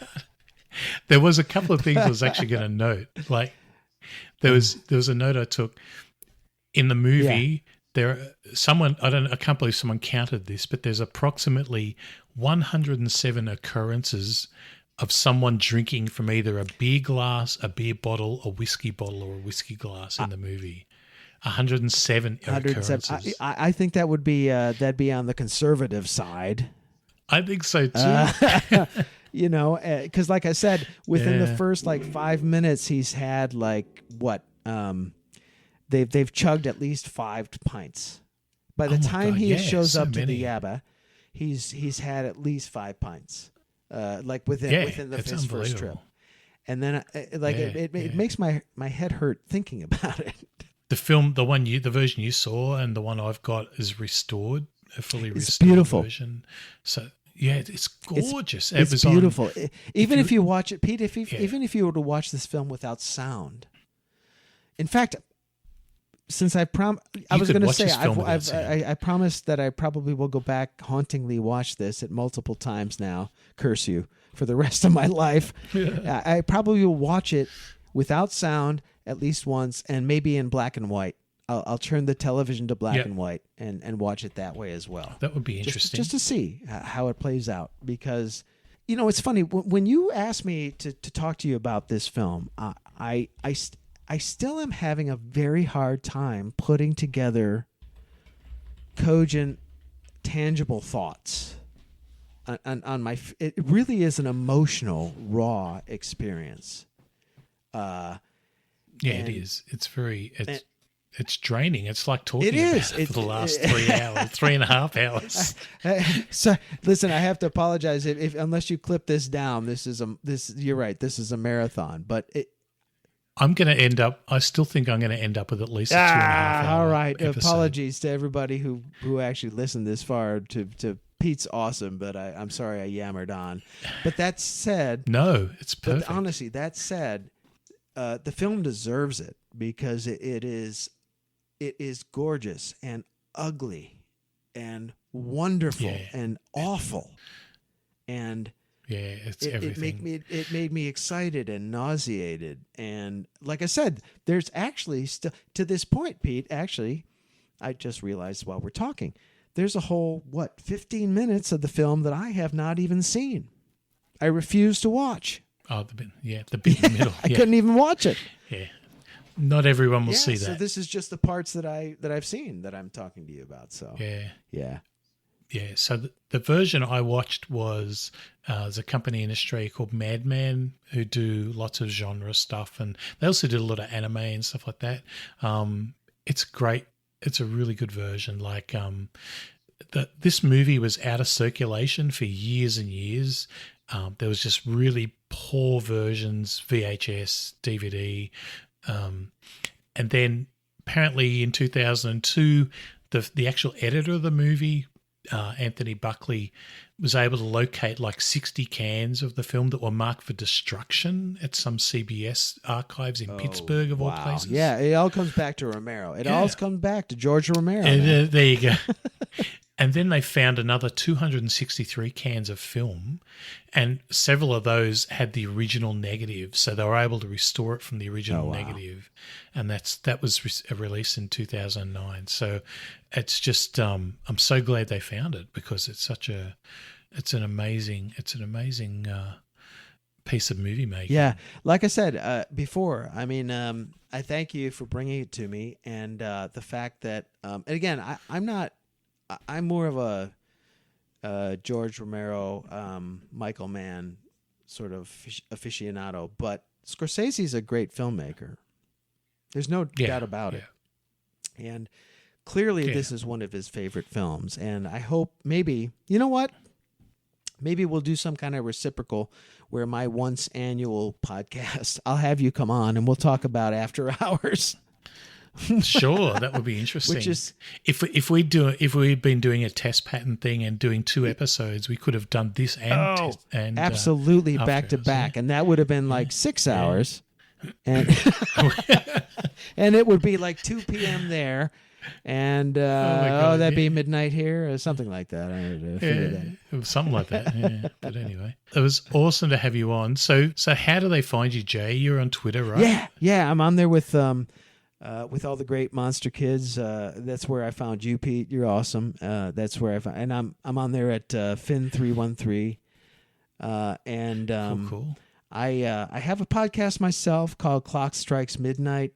Unfortunately, it's not quite as prolific as yours, and that has a lot to do with a bunch of stuff. Not to mention my day job.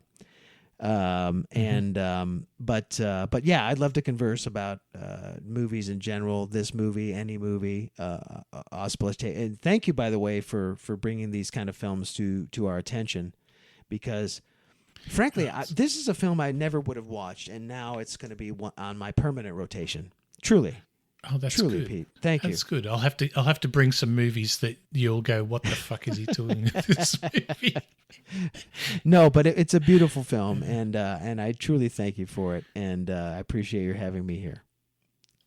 Oh, it's so great to have you. It's been an absolute pleasure talking to you, and I hope I haven't kept you up too late. Not at all. I'm just going to, now that we've been up all night, I'll just go have some brekkie and we'll call it a day. It'll be good. All right. So after this break, we'll be back, and I'll tell you what's coming up next. And now, preview time.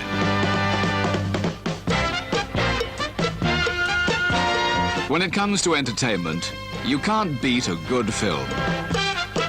So let's take a look at what's coming your way. Will you go to the dance with me? I'm going with Holly. Guess who asked me to the dance? Tell me, who is she? I'll never tell.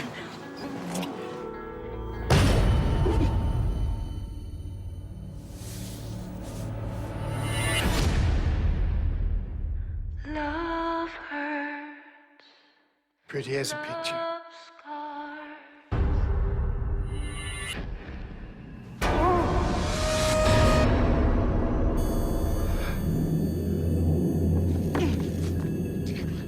What are you looking at?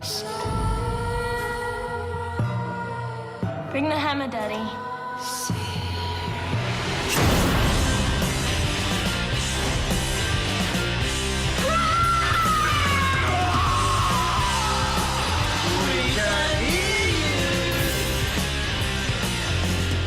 This year's Queen of the Dance is Lola Stone.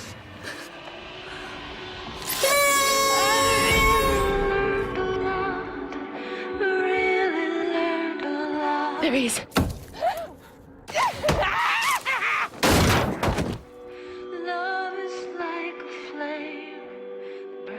It boils your brains and turns you into one of them.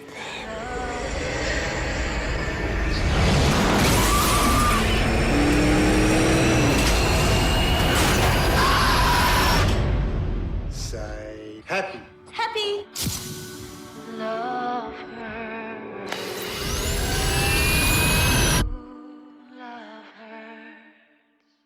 On our next episode, I'm joined by Tab from Test Pattern to talk about The Loved Ones from 2009. Thanks for taking the time to listen to this episode of A Dingo Ate My Movie. I want to thank all my guests who give their time to make this podcast possible, and a special thanks to you for listening. Don't forget, you can follow A Dingo Ate My Movie on social media.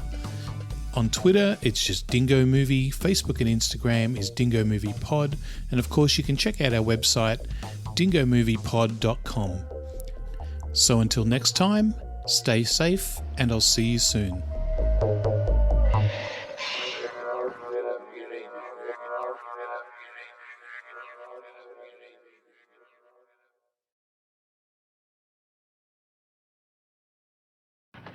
I cannot accept your premise, Socrates. Perfectibility, progress, a vanity spawned by fear.